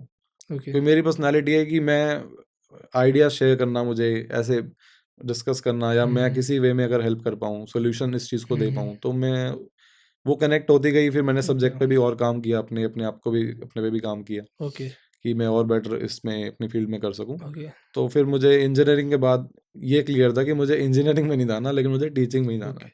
सो I am getting back to my question वो वाला, हाँ, how you handle your students? काफ़ी एज़ अ स्टूडेंट मुझे भी लगता था कि मैं अपने टीचर से बहुत हेजिटेंट हूँ। मुझे ओके, डाउट्स आ रहे हैं या मुझे मन में कुछ बात है, या आपको पता है ना बच्चों को क्रिएटिव डाउट्स बहुत आते हैं। या सर ये कैसे होता है, वो कैसे, उनको लगता है साइंस टीचर मतलब उसको सब पता है। हाँ, साइंस टीचर मतलब ये बता देगा कि ये जैसे छोटा बच्चा नहीं होता कि तारे चमकते क्यों हैं, हाँ, है ना? क्लाउड्स व्हाइट क्यों हैं, स्काई ब्लू क्यों है? हुँ, हर चीज़ साइंस ही तो है ये। ऑल्दो ये हम साइंस के बुक्स में हैं ये क्वेश्चंस, हुँ, हुँ, हुँ, लेकिन कभी-कभी टीचर्स भी एंटरटेन नहीं करते सभी क्वेश्चन। उनको लगता है ये तो पता नहीं है एक्स्ट्रा क्वेश्चंस। मैं हुँ, सबका नहीं कह रहा, ऑफ हुँ, कोर्स हुँ, कभी-कभी होता है कि आप ज़्यादा पूछ रहे हो तो चलो उनको पढ़ाना भी है, हुँ, सब हुँ, चीज़ें देखनी है, बट आपको एक फ्री स्पेस मिले कि अपने आइडियाज़ आप फ्रीली पूछो। ओके, तो मेरा भी मोटिव ये रहता है कि पहले मैं एक बॉन्ड बनाऊँ बच्चे के साथ। ओके, मतलब मुझे पता है कि फिज़िक्स में बच्चा 9th में आया तो उसको न्यूमेरिकल का डाउट होगा। वो स्ट्रगल करेगा, उसकी बेसिक कैलकुलेशन वीक हुँ, होगी। तो I try and help them कि मैं आप कहता हूँ आप बोर्ड पे आओ, आई विल हेल्प यू। आप बोर्ड पे करो क्वेश्चन, आपको ओके, कॉन्फिडेंस बिल्ड होगा। ओके, मैं आपको सब बताऊँगा क्या करना है, आपको बस लिखना है। ओके, तो बच्चा कंफर्टेबल हो जाता है कि मुझे बस लिखना है। हुँ, हुँ, मैं कोई जज नहीं कर रहा, मेरे पे कोई हँसेगा नहीं, मुझे कोई ये नहीं कहेगा तेरे से तो हुआ नहीं है। हुँ, तो हुँ, उस ज़ोन से मैं उनको बाहर निकाल देता हूँ ओके। बिकॉज़ कि हमारे टाइम में सर ऐसा होता था कि अगर हमें नहीं आता तो वो टीचर तो हाँ, मज़ाक उड़ाने लग जाता तो था मतलब हर चीज़ आपको ये का। लगे कि बच्चा आपको, आप तो ऐसा नहीं करते अपने नहीं यार, टीचर मतलब स्टूडेंट के मेरी साथ? ये रहता है कि मैं कितना हेल्प कर सकता हूँ, मेरा ओके, बेस्ट पार्ट ये रहता है। मुझे हमेशा ये रहता है, और मैं जितना ईज़ी लैंग्वेज में उनको समझाऊँ, हुँ, उनके हुँ, लेवल पे जाके समझाना चीज़ों को, हुँ, और हुँ, डेली लाइफ़ की जो नियर बाय वो चीज़ें देख रहे हैं, उन्हीं को एग्ज़ाम्पल लेके। हुँ, हुँ, ओके, अभी जैसे मैं यहाँ पे स्टूडियो में हूँ, तो मुझे आस-पास जो चीज़ें दिख रही हैं, मेरा मोटिव ये रहेगा इसी को एग्ज़ाम्पल ले लूँ। ओके, जैसे हम ये माइक है, इसमें साउंड कैसे ट्रैवल कर रही है, हुँ, हुँ, मीडियम क्या है, इसी हुँ, उसको लगे कि ये तो मेरे आस-पास ही चीज़ है, तो मैं डेली देखता हूँ। रिलेट कर पाए वो उसको। फिज़िक्स रिलेटेबल ही है। ओके, अब कार एक्सेलरेट करिए, वो गाड़ी आ जाएगी माइंड में, आपकी याह! फ़ेवरेट वाली भी आ जाएगी। याह! ये लेकिन तो है। सेल्स नहीं दिखेंगे आपको। I am not saying bio boring है, बट एक हुँ, बात है। हुँ, ओके। फिज़िक्स इज़ मैंने थोड़ा नहीं बोला। मतलब लोगों को लगता है कि जैसे थोड़ा थ्योरेटिकल साइड है ना, है, तो फिज़िक्स तो बहुत इंटरेस्टिंग है यार। काफ़ी स्टूडेंट्स हैं जो डिस्ट्रैक्ट रहते हैं। स्टूडेंट बिल्कुल। रहते हैं, डिस्ट्रैक्ट रहते हैं, चाहे कितने भी 90% से ऊपर वाले भी बच्चे हो, हुँ, काफ़ी टाइम डिस्ट्रैक्ट हो जाते हों। हुँ, हुँ, हुँ। तो उसका क्या सॉल्यूशन है कि कैसे फिक्स करें वो? हम ना फिज़िक्स में टॉपिक पढ़ाते हैं, मैं बच्चों को इससे रिलेट कराता हूँ, रेज़िस्टेंस। ओके। करंट पढ़ते हैं, रेज़िस्टेंस पढ़ाते हैं। हुँ, हुँ। इससे मुझे एक फ़नी चीज़ भी याद आ गई कि मैं पहले मैं वो शेयर कर दूँ? या श्योर, श्योर। अब मैं बोर्ड के पेपर चेक करने गए थे, तो होता है ना, बच डिस्ट्रैक्शन की बात हो रही है, उससे हुँ, रिलेटेड ही हुँ, है ये हुँ। Sort of. बच्चा क्रिएटिव भी होता है। हुँ, जैसे हुँ। आपने कहा था मैं नॉटी था थोड़ा। अब अब नहीं कई हूँ।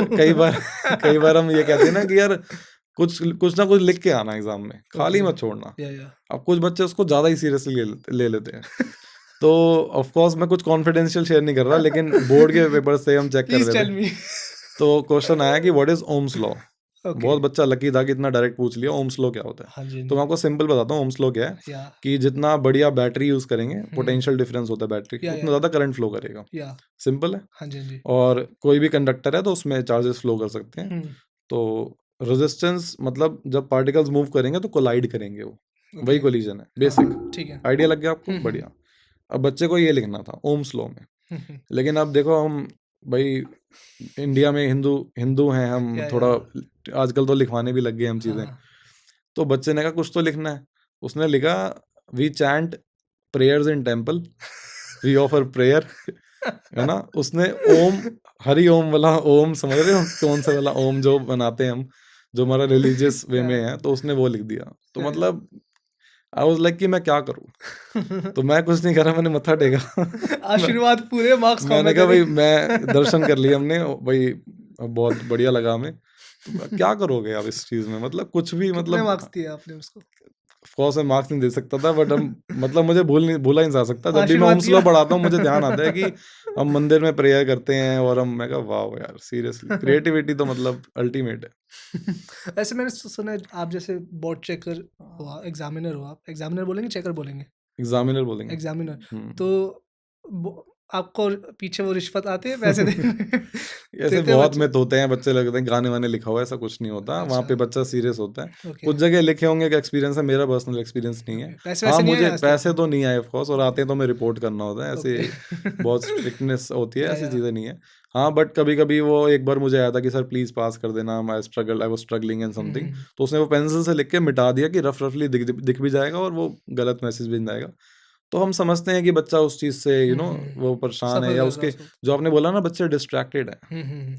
देखो एक तो कोरोना से बहुत डिस्ट्रैक्ट हुए बच्चे। या कोरोना के बाद जो बच्चा हमारे पास आया, अब देखो उनको एक तो प्लेटफॉर्म, पेरेंट्स अपने स्ट्रगल में है, फाइनेंसिस लॉस हो रहा है, लाइफ लॉस हो रहा है, इतना सब चीज़ें चल रही थी। तो बच्चा निगलेक्ट हो गया। उसको बल्कि एक अपॉर्चुनिटी मिल गई, अब वो सोशल मीडिया पे उसको बैठना ही है, वो और चीज़ें भी देखेगा। उसका एक बहुत नेगेटिव इम्पैक्ट आया था बच्चों का। एक तो प्रैक्टिस छूट गया। स्कूल में डेली होमवर्क मिल रहा है, डर है आपको, हम्म। टेस्ट होगा, क्लास टेस्ट होगा। वहाँ तो बच्चे के पास गूगल है, सब चीज़ें, वो नीचे अपने उसने टेक्निक्स निकाली। हम्म। मेरे पास नेबर है मेरा 8th क्लास में। उसने क्या किया, उसने एक सॉफ्टवेयर होता है, उसने कनेक्ट करा, उसने 2-3 अपनी वीडियोस बनाई, हम्म। अलग-अलग कपड़ों में, अपने-अपने जेस्चर कर रहा है, यूँ-यूँ कर रहा है। तो जब उसकी क्लास चल रही थी वो ओबीएस सॉफ्टवेयर से कनेक्ट करता था, और उसको ओबीएस स्टूडियो। ओबीएस स्टूडियो से, तो या वो पीछे अपनी चला देता था। टीचर को लग रहा है बच्चा बैठा है, अलग-अलग कपड़ों में डेली आ रहा है वो। 8th क्लास के बच्चे का दिमाग देखो कहाँ जा रहा है, डिस्ट्रैक्शन ही तो है। वो गलत डायरेक्शन में यूज़ कर क्रिएटिविटी रहा भी तो है वैसे है। एक यार तरह की। क्रिएटिविटी आप देखो, बिना डायरेक्शन के आप चीज़ें बताओगे। या अब एक क्रिमिनल के पास ही पोटेंशियल होता है, या लेकिन उसका नेगेटिव फील्ड में है। अगर ये तो उसी चीज़ है। को आप पॉजिटिव ले जाओगे तो आप सोल्जर बन जाओगे। हम्म। यू नो आप सर्व करोगे, आप डिस्ट्रैक्ट करोगे, 2 बातें हैं। नहीं, सही बात है। तो डायरेक्शन देना बच्चे को बहुत ज़रूरत है। डिस्ट्रैक्शन ऑफ कोर्स एक बहुत बड़ी डिस्ट्रैक्शन हम्म। फ़ोन्स है, सोशल मीडिया है, अटेंशन जहाँ, स्पैन बोल लो आप एक तरह का। सॉरी, अटेंशन स्पैन जो हो गया बच्चे का, कम हो गया आपका रील्स की वजह से। अटेंशन, फ़ोकस सब बिगड़ गया है। आज बच्चे हम्म। कहते हैं कि सर हम पढ़ना चाहते हैं, बैठते हैं, हमारा फ़ोकस ही नहीं होता। हम्म। आप माइंड में 10 चीज़ें अगर आप डाल दोगे, जो अदर देन स्टडीज़ हैं, तो वो आपको सराउंड करेंगी ना। हम्म। अगर आप उनको धीरे-धीरे कम करके पढ़ाई की, या अपना टाइम टेबल ऐड करोगे, या अगर आपको ब्रेक चाहिए, आप गाने सुनो, डांस करो, कोई इश्यू नहीं है। ओके। लेकिन उसका एक डेडिकेटेड टाइम हो। हम्म। ये नहीं है कि आप थोड़ा टाइम निकाल के पढ़ाई कर रहे हो, बाकी आपका दिमाग फ़ोन में ही है। मेरा दोस्त स्नैप भेजेगा, तो मेरा एक फ़र्ज़ बनता है उसको रिप्लाई करना, मेरे दोस्त का स्नैप आया। स्कोर मेरा खराब हो डेली जाएगा। न्यू फ़ीड देखना है, मेरा एक रूटीन होना चाहिए। तो हम्म। ये चीज़ें बैलेंस मेंटेन करना है। हम्म। आपको अपना फ्यूचर बनाना है, तो अपने पे भी, स्किल पे भी काम करना पड़ेगा। डेली आपको सोचना पड़ेगा कि यार मैं कुछ अपने अंदर ऐड ऑन करके सोया, आज मैंने कुछ हम्म। नया सीखा, मैंने अपने माइंड को उन्हीं चीज़ों में डेवलप करा। अगर ये ग्रोथ माइंडसेट नहीं है तो बच्चे को दिक्कत होएगी ऑफ कोर्स। फ़ोन तो, या। एक सोशल मीडिया तो बहुत बड़ा डिस्ट्रैक्शन है। हम्म। उसको आप एक पॉजिटिवली भी ले सकते हो सीखने के लिए, लेकिन ऑफ कोर्स लोग नेगेटिवली ज़्यादा ले रहे हैं। नहीं, सही कह रहे हो आप, हाँ। क्योंकि I am on social media, मेरा तो काम ही वही है। हुँ, मैं खुद काफ़ी टाइम उस चीज़ से दूर होना चाहता हूँ। एग्ज़ैक्टली। मैं अपने आप को काफ़ी एक्टिविटीज़ कर देता हूँ ताकि मैं नहीं उठाऊँ अपना फ़ोन, स्क्रीन टाइम स्क्रीन कम टाइम करना कम चाह रहे करूँ। हो। बहुत इशू आते हैं उसकी यार वजह से। आप बिलीव नहीं करोगे, बच्चों को डिसऑर्डर्स हो गए हैं। ओके। गेमिंग को लेके आप देखो ना, बच्चे में एग्रेशन कितना आ रहा है। या वो कोई भी मान लो, मैं गेम्स तो खेलता नहीं हूँ, मुझे नॉलेज नहीं है, लेकिन मेरे को बच्चों से सुना है फ्री फायर और ये सब खेल रहे हैं, फ्री फायर या पबजी मैंने भी जो किया। पबजी चली थी वो आपस में चैट भी कर रहे हैं, वो बोल भी रहे हैं, एग्रेशन दिखा रहे हैं, मार इसको मार इसको। मेरा भाई भी गेम खेल रहा था तो वो बोल रहा था कि क्या कर रहा है, ये कर रहा है। मैं कहा यार क्या हो गया, हम सडनली सारे उठ के चले गए, किससे बात कर रहा है, कोई लड़ाई वड़ाई तो नहीं हो गई? पता लगा वो गेम चल रही थी। तो मैंने कहा यार इतना एग्रेशन आ रहा है या बच्चे के अंदर आ रहा है। वो कह रहे हैं कि 1 बजे तक फोन खेलता रहता है, आपस में इनका प्लान होता है कि हम 3-4 बैठेंगे अपना खेलेंगे, उसमें वो अब्यूज भी कर रहे हैं, बहुत सारी चीजें कर रहे हैं, थिंग इज दैट। तो ये जो चीजें हैं, कुछ बच्चे ऐसे हैं, यू वॉन्ट बिलीव, अगर आप उनसे फोन ले लोगे ना, वो नीचे उनकी बॉडी शिवर करने लग जाएगी। मेंटल डिसऑर्डर हो गए हैं, कितने ओके। केसेस आ गए हैं। आप इस पे रिसर्च करना, मैं ऐसे डीप रिसर्च नहीं करी, लेकिन जितनी मैंने देखी हैं चीजें, मतलब ये इतना डिस्टर्बिंग है, you can't think of, you will go mad. इतना है ये, इतना ज्यादा लत है ये कि आपका फोन आपसे छूटेगा ही नहीं, इतना है। छोटे बच्चे, मैं आपको और एग्जांपल देता हूँ, जो मैं बहुत डिस्टर्ब हुआ उस चीज को देख के। एक बच्चे ने एक बहुत वियर्ड, एक गलत ड्राइंग बनाई टीचर की, जो बहुत ऑब्जेक्शनेबल थी, आप समझ जाओ कि वो एक इनअप्रोप्रिएट ड्राइंग थी जो नहीं बनानी चाहिए, स्पेशली फीमेल टीचर की। ओके। तो हम उस चीज को प्रोसेस ही नहीं कर पा रहे थे कि 7th का बच्चा इतनी ऐसे गलत चीजें क्यों कर पा रहा है या क्या कर पा रहा किसने है। सिखाया उसको? किसने सिखाया एग्जैक्टली? तो घर में तो ऐसा कल्चर नहीं है, पेरेंट्स को बताएंगे तो भाई बच्चा वो ना हो जाए। तो हमने उसको बहुत अच्छे से मोटिवेट करा, उसको हमने समझाया कि बेटा ये चीज़, उसको हमने पोलाइटली समझाया, या बिकॉज या आजकल बच्चों को आप ज़्यादा भी नहीं कह सकते। या हमारे वाले टाइम नहीं है जब हाँ, कि डंडे यार वो पड़ते थे वो। हमने तो पिटाई खाई है, वो नहीं हाँ। खा सकते, वो कुछ भी कर सकते हैं, तो आई डोंट नो कैसे फॉर नो रीज़न एक रील आई कि इन मेरे योर फीड। मेरी फीड में ओके। आई। तो मैं जनरली ऐसी चीज़ें अवॉइड करता हूँ, मतलब उसमें कुछ ऐसा नहीं था जो गलत हो, लेकिन उसमें था ना कि कोई क्रिएटर है, वो इसी टाइप का प्रैंक कर रहा है। ओके। उसमें वो सेम ड्राइंग थी जो बच्चे ने बनाई थी। आई वाज शॉक्ड कि एक रील ने बच्चे को क्या सिखा दिया। यू नो आप कंटेंट बना रहे हो, आप सब चीज़ें बना रहे हो, लेकिन सोसाइटी में गलत मैसेज ना आता है। नहीं, सही बात है। आप अगर आप एक गर्ल हो तो आपको आपकी बाउंड्रीज पता हो कि यार वो एक डिसेंसी दिखनी चाहिए आपकी, तो आप समझ पा रहे हो मैं क्या कहना चाह रहा या हूँ। हाँ, श्योर। तो और छोटे बच्चों को नहीं पता होता सही गलत का ज़्यादा डिफरेंस, वो डायरेक्टली ले लेंगे चीज़ों से। उनको नहीं पता ये इस चीज़ की इंटेंसिटी क्या है, किस लेवल पे गलत है चीज़, है ना? वो अब्यूज़ भी कर देगा, कुछ नहीं पता, वो रिएक्ट कर देगा। उसको लगेगा कि ऐसा ही करना होता है, क्योंकि वो देख रहा है सोसाइटी में लोग कर रहे हैं, मतलब ये ऑनलाइन आ रहा है तो मतलब ये सही होगा। उसको कितना नॉलेज है उसको। तो ये एंड बहुत you are talking about 7th और 8th filter, class, 7th class के मतलब की यू बच्चे कांट को। से आज की क्लास में क्या है, नो, नो, मतलब आपने हाँ, जो बच्चे की एग्ज़ैक्टली, स्टोरी हाँ, बता रहे हो हाँ। 7th क्लास का बच्चा है 7th ना? क्लास का ओके। बच्चा था, और वो उसको आप देखोगे, आप उसको सोच ही नहीं सकते कि ये बच्चा इतना डिसेंट है और ये ऐसी चीज़ कर सकता है। हुँ, उसको खुद नहीं पता था कि उसने किस लेवल की चीज़ करी है, यू नो बट या इम्पैक्ट कितना गलत है, डिस्ट्रैक्शन का लेवल देखो। स्नैपचैट और ये सब चीज़ें यूज़ करो, ठीक है, लिमिटेशंस हो, उसमें ही ना रह जाओ। पेरेंट्स का बहुत बड़ा रोल है। आप छोटे से, मैं देखता हूँ बच्चा रो रहा होता है, फ़ोन पकड़ा दिया, चुप हो गया, अब मुझे कुछ नहीं करना पड़ेगा। अगर आप स्टार्टिंग से ही उसमें बैरियर नहीं लगाओगे या उसका धीरे-धीरे कम नहीं करोगे, उसको डाँटोगे नहीं, 1-2 बार रोएगा बच्चा ऑफ कोर्स, लेकिन लॉन्ग टर्म आप बचा लोगे उसको। लेकिन अगर उसने उस चीज़ को अडैप्ट कर लिया, फिर आपको वो नचाएगा बच्चा। आप कुछ नहीं कर सकते, आप बस बस आप देखो, आप रिएक्शंस देखो, और अब आप कुछ नहीं कर सकते। ओके। तो ये बहुत बड़ा रोल है यार, ये तो पेरेंट्स को बहुत ज़्यादा कंट्रोल करना पड़ेगा और लिमिटेशंस लगानी पड़ेंगी कि बच्चा कंटेंट जो देख रहा है, वो फ़िल्टर्ड कंटेंट देख रहा है, एजुकेशनल बेस्ड देख रहा है। तो स्टार्टिंग से ही आप अच्छी वीडियोज़ दिखाओ ना, आप एनिमेटेड वीडियो दिखाओ, कोई चीज़ सिखानी है, या मैं आपको स बेस्ट बताऊँ, बच्चे दिल्ली में इतने म्यूज़ियम्स हैं, हम लेके नहीं जाते बच्चों को। तो आप उनको लेके जाओ ऐसे कोई हिस्टोरिकल साइट्स पे जितना आपके लिए पॉसिबल है, या म्यूज़ियम्स लेके जाओ, ओके। या इन कुछ इंडोर एक्टिविटीज़, बच्चों को टाइम दो। आप सोचोगे कि चलो मेरा शेड्यूल पूरा पैक है, बच्चा अकेला है, वो क्या देख रहा है, या वो अकेला, उसको वो अपने थॉट्स शेयर नहीं कर पा रहा, उसकी इंटरनल लाइफ में क्या चल रहा है, बहुत लेट ना हो जाए इसके तो लिए। मैं इसमें एक क्वेश्चन ये भी ऐड करना चाहता हूँ कि एक तो बेस्ट स्ट्रीम क्या हो सकती है 10th के बाद, आप ये बताइए मुझे। और साथ में काफ़ी टाइम पेरेंट्स का भी रोल होता है कि हुँ, बच्चा पेरेंट्स के दबाव में आके, क्या उनका सपना था पापा का हुँ, या मम्मी का, वो पैशन फॉलो करने लग जाता है। बिल्कुल। अभी लाइक लास्ट वीक क्या हुआ कि जैसे भी जो बच्चों 11th में आते हैं, हाँ उनको जी। स्ट्रीम चूज़ करनी होती है। तो वन ऑफ द स्टूडेंट, मैं नाम ऑफ कोर्स नहीं लूँगा, तो एक बच्चे का क्या केस था, उसके 90% लेट्स से आ गए, but she was not able to do, बहुत अच्छा वो नहीं कर पा रही थी 9-10 में, वो मैथ्स साइंस में फुल स्ट्रगल कर रही थी। अगर मैंने उससे पूछ लिया ना बहुत पोलाइटली भी, हेल्प करने के पॉइंट ऑफ व्यू से, न्यूमेरिकल, उसके हाथ कांपने लग जाते थे। उस बच्चे ने मेडिकल नॉन मेडिकल लिया है। आप ओके। मैथ साइंस में इतने वीक हो, आपने स्ट्रगल करा है, आपको पता है एनी हाउ आपने निकाल दिया, मेहनत करके आपने 90% ले आए। आपको पता है कि इतने तक ही मुझे मेहनत करनी थी, आगे नहीं करनी थी। फादर ने बोला बेटा आपको नॉन मेडिकल लेनी है या मेडिकल लेनी है, लेट्स से मेडिकल लेनी है, आपको डॉक्टर बनना है। तो मैं फिजिक्स टीचर हूँ, मैंने कहा उसने अब सीबीएसई शिफ्ट कर लिया था इसी से। मैं कहा बेटा बायो कैसे फिजिक्स कैसे चल रहा है? सर बिल्कुल नहीं चल रहा, नहीं हो रहा मुझसे। तो मैंने कहा आप तो साइंस ली नहीं लेने वाले थे, पापा ने दिला दिया सर। ओके। तो मैंने कहा फिर आपने शेयर नहीं करा कि मुझसे मैनेज नहीं हो रहा, तो मैं 2 साल स्ट्रगल करके उस चीज़ को फ़ोर्सफुली करूँ, तो मैं क्या स्किल गैदर करूँगी, मेरे क्या कॉन्सेप्ट्स होंगे? कल को मुझे तो कॉम्पिटिशन भी देना है। अब कॉम्पिटिशन कोई ना कोई तो फेस करोगे आप। आपको कॉलेज में जाना है, कोई ना कोई कॉम्पिटिशन आपको एग्ज़ाम देना ही होता है। मतलब एक नहीं 1-2 एग्ज़ाम, आजकल बहुत एग्ज़ाम्स होते हैं। देयर आर डिफरेंट वेज़, लेकिन आपको देना पड़ेगा। या तो उसमें तो फिर बहुत हाई लेवल के क्वेश्चंस आएँगे। आप कह रहे हो आपसे बेसिक फिज़िक्स नहीं हो रही, अभी तो स्टार्टिंग है। स्टार्टिंग में चैप्टर्स भी थोड़े ईज़ी होते हैं। आपका मैथमेटिक्स से वीक है। तो वो बच्चा फोर्स्ड है, पेरेंट्स ने दिलाई है। मुझे नहीं पता, एक बच्चा और भी है, वो कह रहे हैं पेरेंट्स ने दिलाई है। वो लगा हुआ है, लेकिन उसके अंदर से नहीं आ रही चीज़।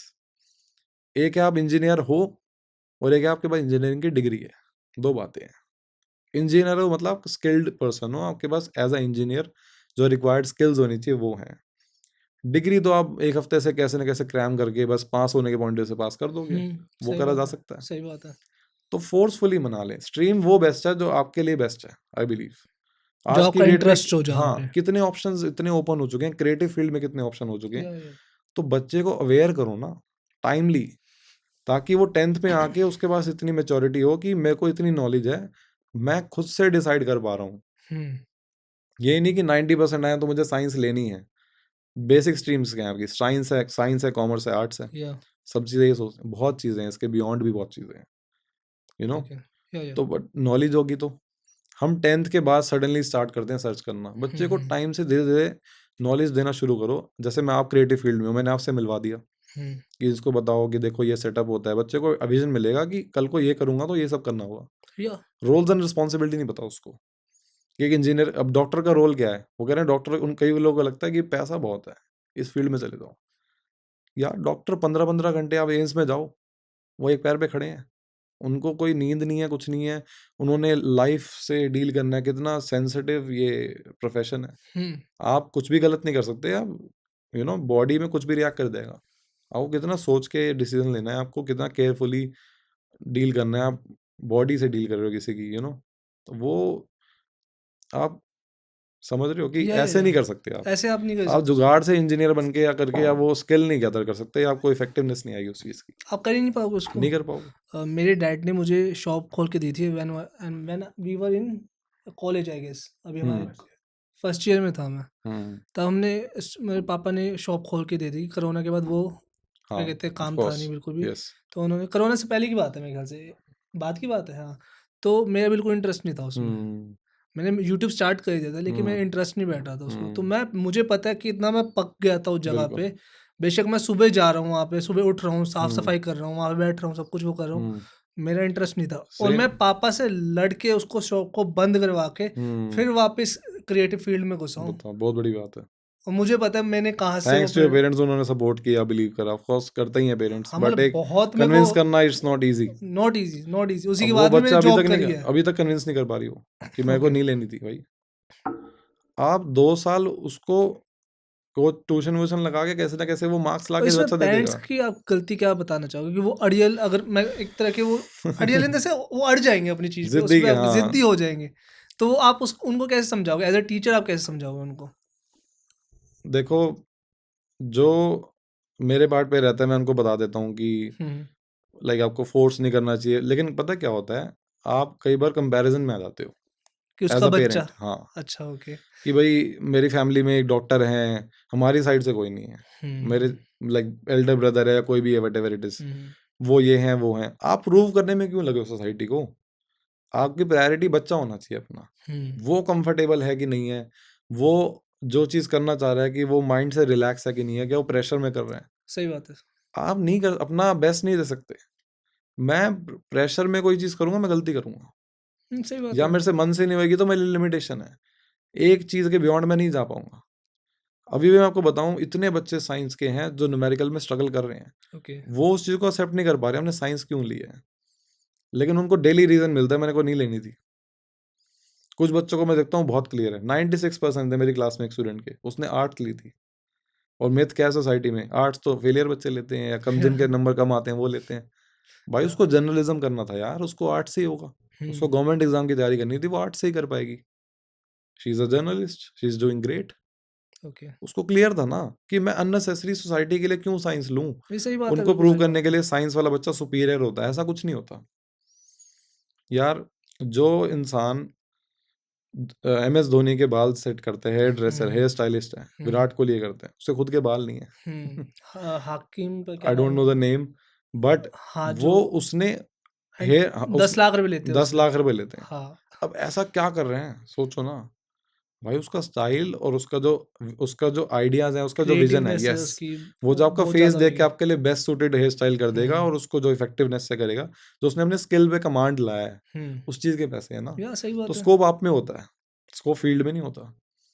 यू गेटिंग, स्कोप आप में है, आप में दम है ना, आप स्कोप, आप क्रिएटर हो। हुँ, हुँ, ऐसी कौन सी फील्ड में जिसमें जो लोगों ने बड़ा नहीं किया होगा, सबने किया होगा। किसी में लोग ज्यादा होंगे, किसी में कम होंगे। हुँ, हुँ, बंदे में दम होना चाहिए, सही बात है। फील्ड में दम अपने आप आ जाता है। कोई भी चीज हुँ, उठा हुँ, लो आप, नहीं सही है, बिल्कुल सही बात है सर। एक छोटा सा आर्टिस्ट है, वो चीज कर रहा है जो कोई नहीं कर पा रहा, वो हुँ, उसकी भाई स्किल है, उसने मेहनत की है उस पे।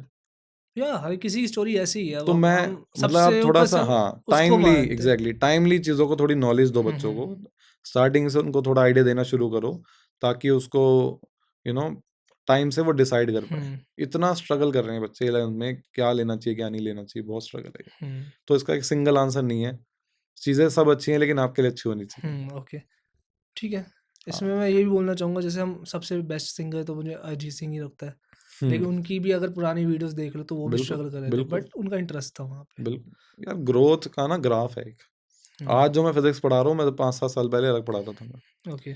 आज जो मैं एक टॉपिक पढ़ाता हूँ, मेरे 2 साल पढ़ाने पहले का तरीका बहुत अलग था। हुँ, क्योंकि बुक से तो कोई पढ़ा नहीं रहा, मैं कॉन्सेप्ट्स एक्सप्लेन करना है, बुक रीडिंग तो नहीं करनी है हमने।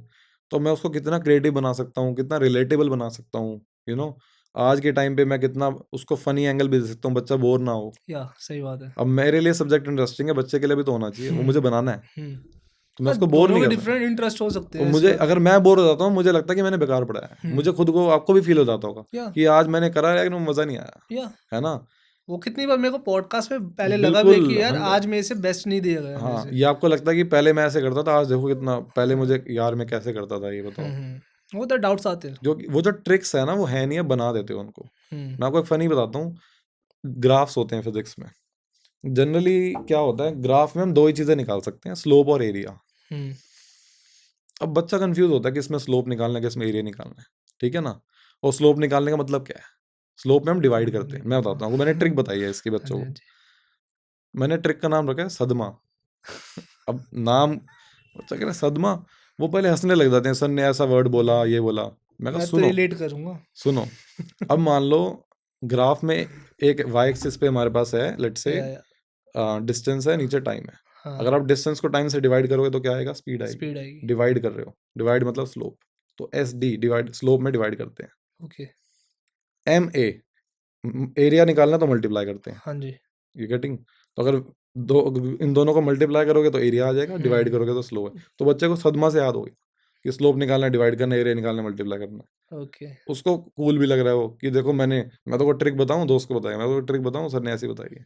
तो हमें ये चीजें इनोवेट करनी पड़ती हैं कि बच्चे को लगे कि यार बोरिंग नहीं जा रहा, क्योंकि आजकल नहीं सही बात वही है। वाला बच्चे ही ऐसे हैं अब। लगता मैं भी फिज़िक्स निकाल ही पाता अगर सदमा पता होता मेरे को भी। बट ऐसे नहीं है। सदमे से बाहर निकालना उसमें आना नहीं है। मैं भी बोलता हूँ कि सुन, इसको सुन के उल्टा अगला सदमे सवाल। में। वो तो बहुत मुश्किल है।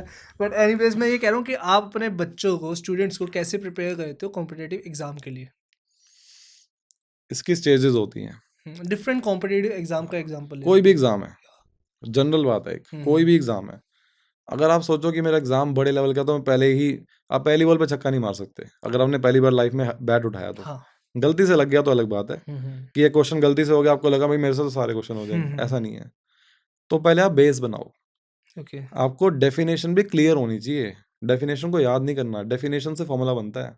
मैं बच्चों को बोलता हूँ, it is not just a definition, हुँ। अगर मैं डेफिनेशन वर्ड यूज़ कर रहा हूँ तो मैं ये नहीं कह रहा कि मैं एक लाइन 2 लाइन याद करना चाह रहा हूँ।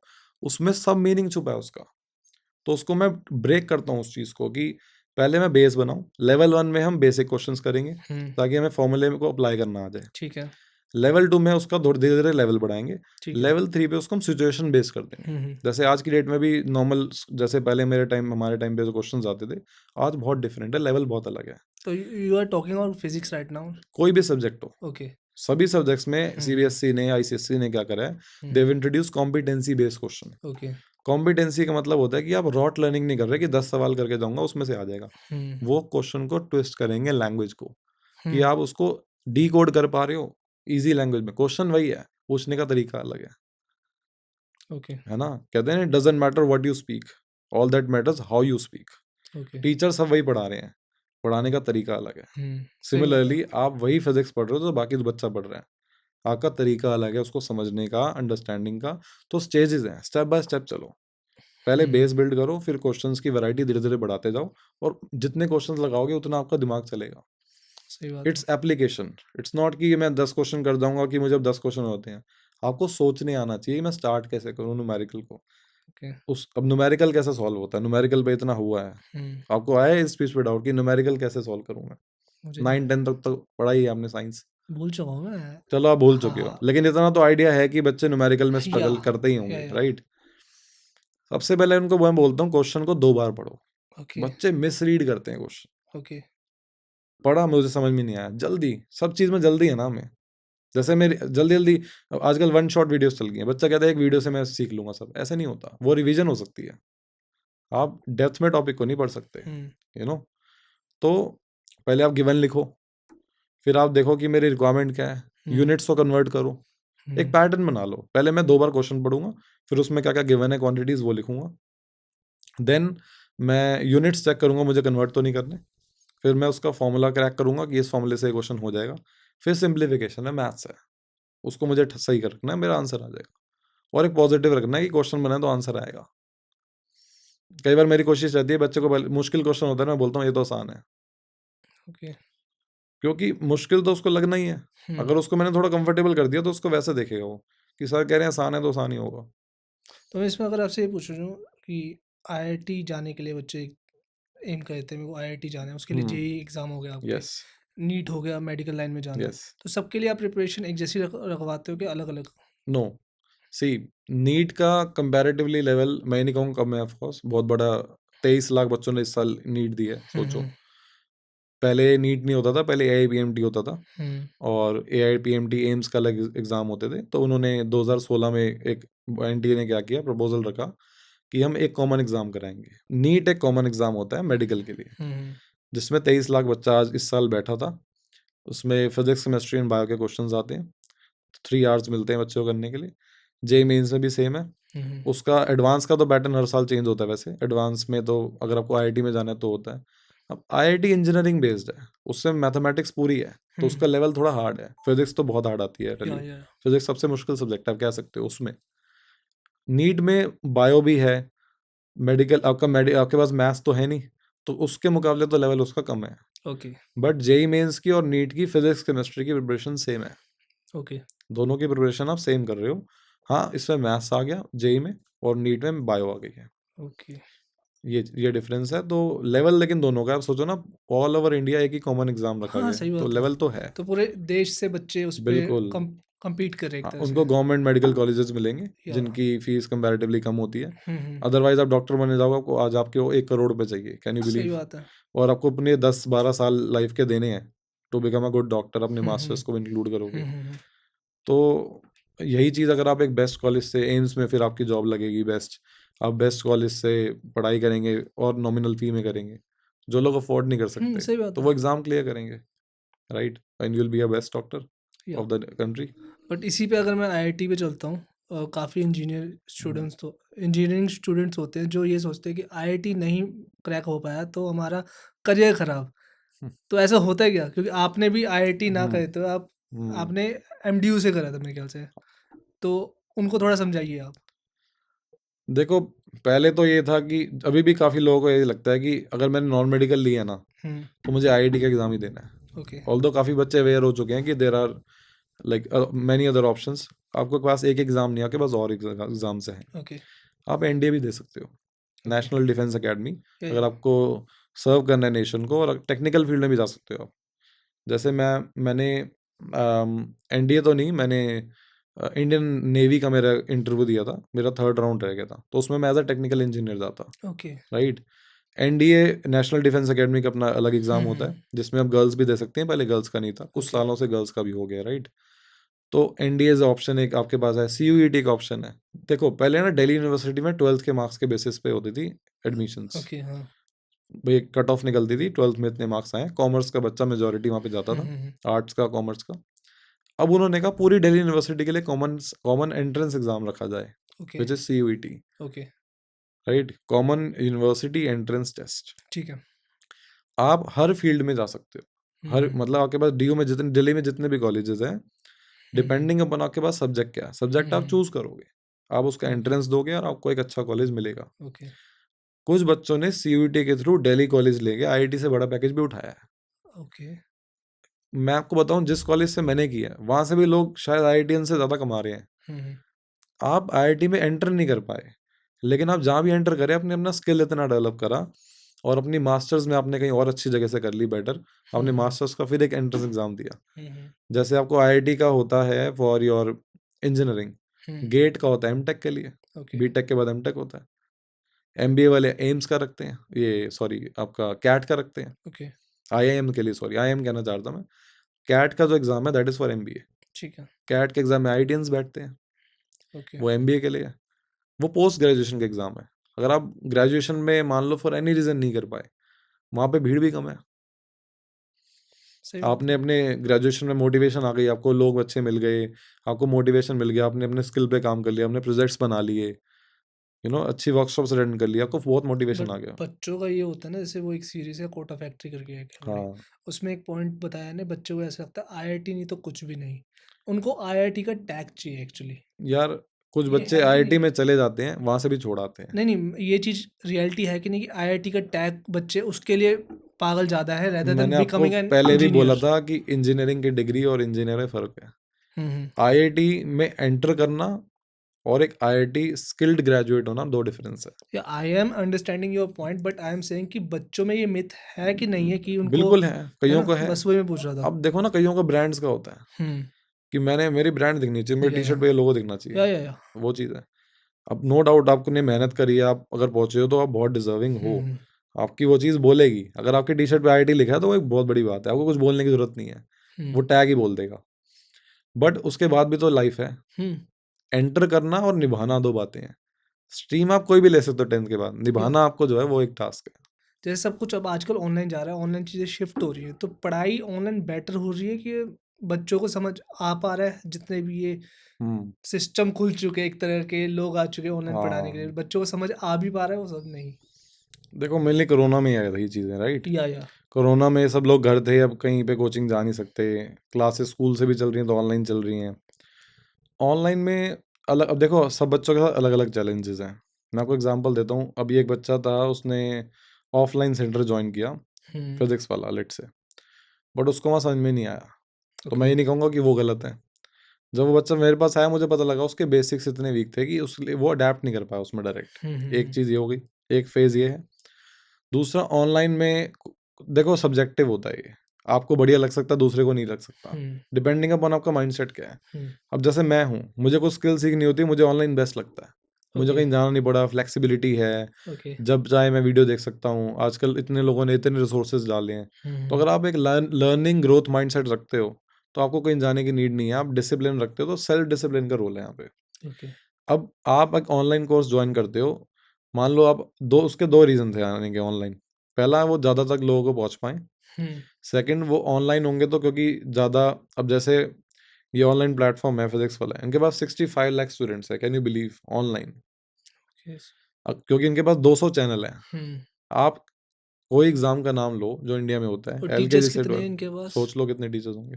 ऑल इंडिया सेंटर्स हैं, ऑफलाइन ऑनलाइन सब सेंटर्स हैं। They have a good number of teachers, उनके पास बहुत टीचर, तो वो अच्छे टीचर्स का टीचर्स ही बेस उन है। बच्चों को, सब बच्चों को तो ग्रैप नहीं कर पाएंगे कि भाई सी सबको एक एक करके चैट का तो ऑप्शन होता है, डाउट्स का या ऑप्शन वो होता मैं है, बहुत समझ पा रहा हूँ, फैसिलिटीज दी या हुई या है, नो डाउट फैसिलिटीज हैं, लेकिन हम्म जो एक ह्यूमन टच होता है, जैसे आप कहते हो ना एआई क्या रिप्लेस कर देगा लोग, वो नहीं करेगा। एआई इनोवेट नहीं कर सकता, ओके आप इनोवेट कर सकते हो। एआई है वो क्या करेगा, जो इन्फॉर्मेशन ऑलरेडी अवेलेबल है उसी को प्रोसेस करके क्रिएटिविटी लगा के जो आप बोलोगे वो कर देगा। या जो बेस्ट हाँ, प्रॉम्प्ट हम डालेंगे या उसी पे आप उसको जो निकालेगा वो। विजन दोगे चलो आपको चीज बना के दे देगा। इनोवेट एज इन कुछ नया नहीं बना के दे देगा, आपको फॉर आइडियाज दे नाउ देगा शायद, या लेकिन कुछ जो ह्यूमन टच जिसमें चाहिए होता है वो एक अलग चीज है। ओके ऑनलाइन जो बच्चा पढ़ रहा है उसका सेल्फ डिसिप्लिन क्या है, यू नो।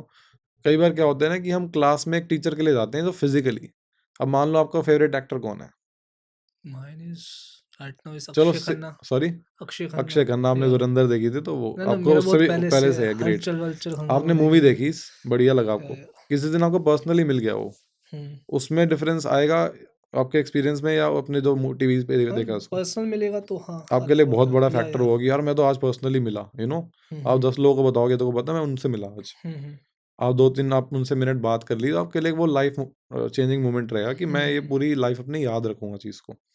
सिमिलरली जो इमोशंस हम शेयर करते हैं पर्सनली, हम्म ऑनलाइन मेरे पास 50,000 बच्चा बैठा है मान लो, 500 बच्चा बैठ के मेरी क्लास ले रहा है, 1,000 बच्चा लेकर ले रहा है, हम्म मैं उससे पर्सनली फिजिकली इंटरेक्ट नहीं कर पा रहा, या मैं उसके ग्राउंड लेवल पे जाके उसकी प्रॉब्लम सॉल्व नहीं कर पा रहा। हम्म ये एक लिमिटेशन मुझे लगती है।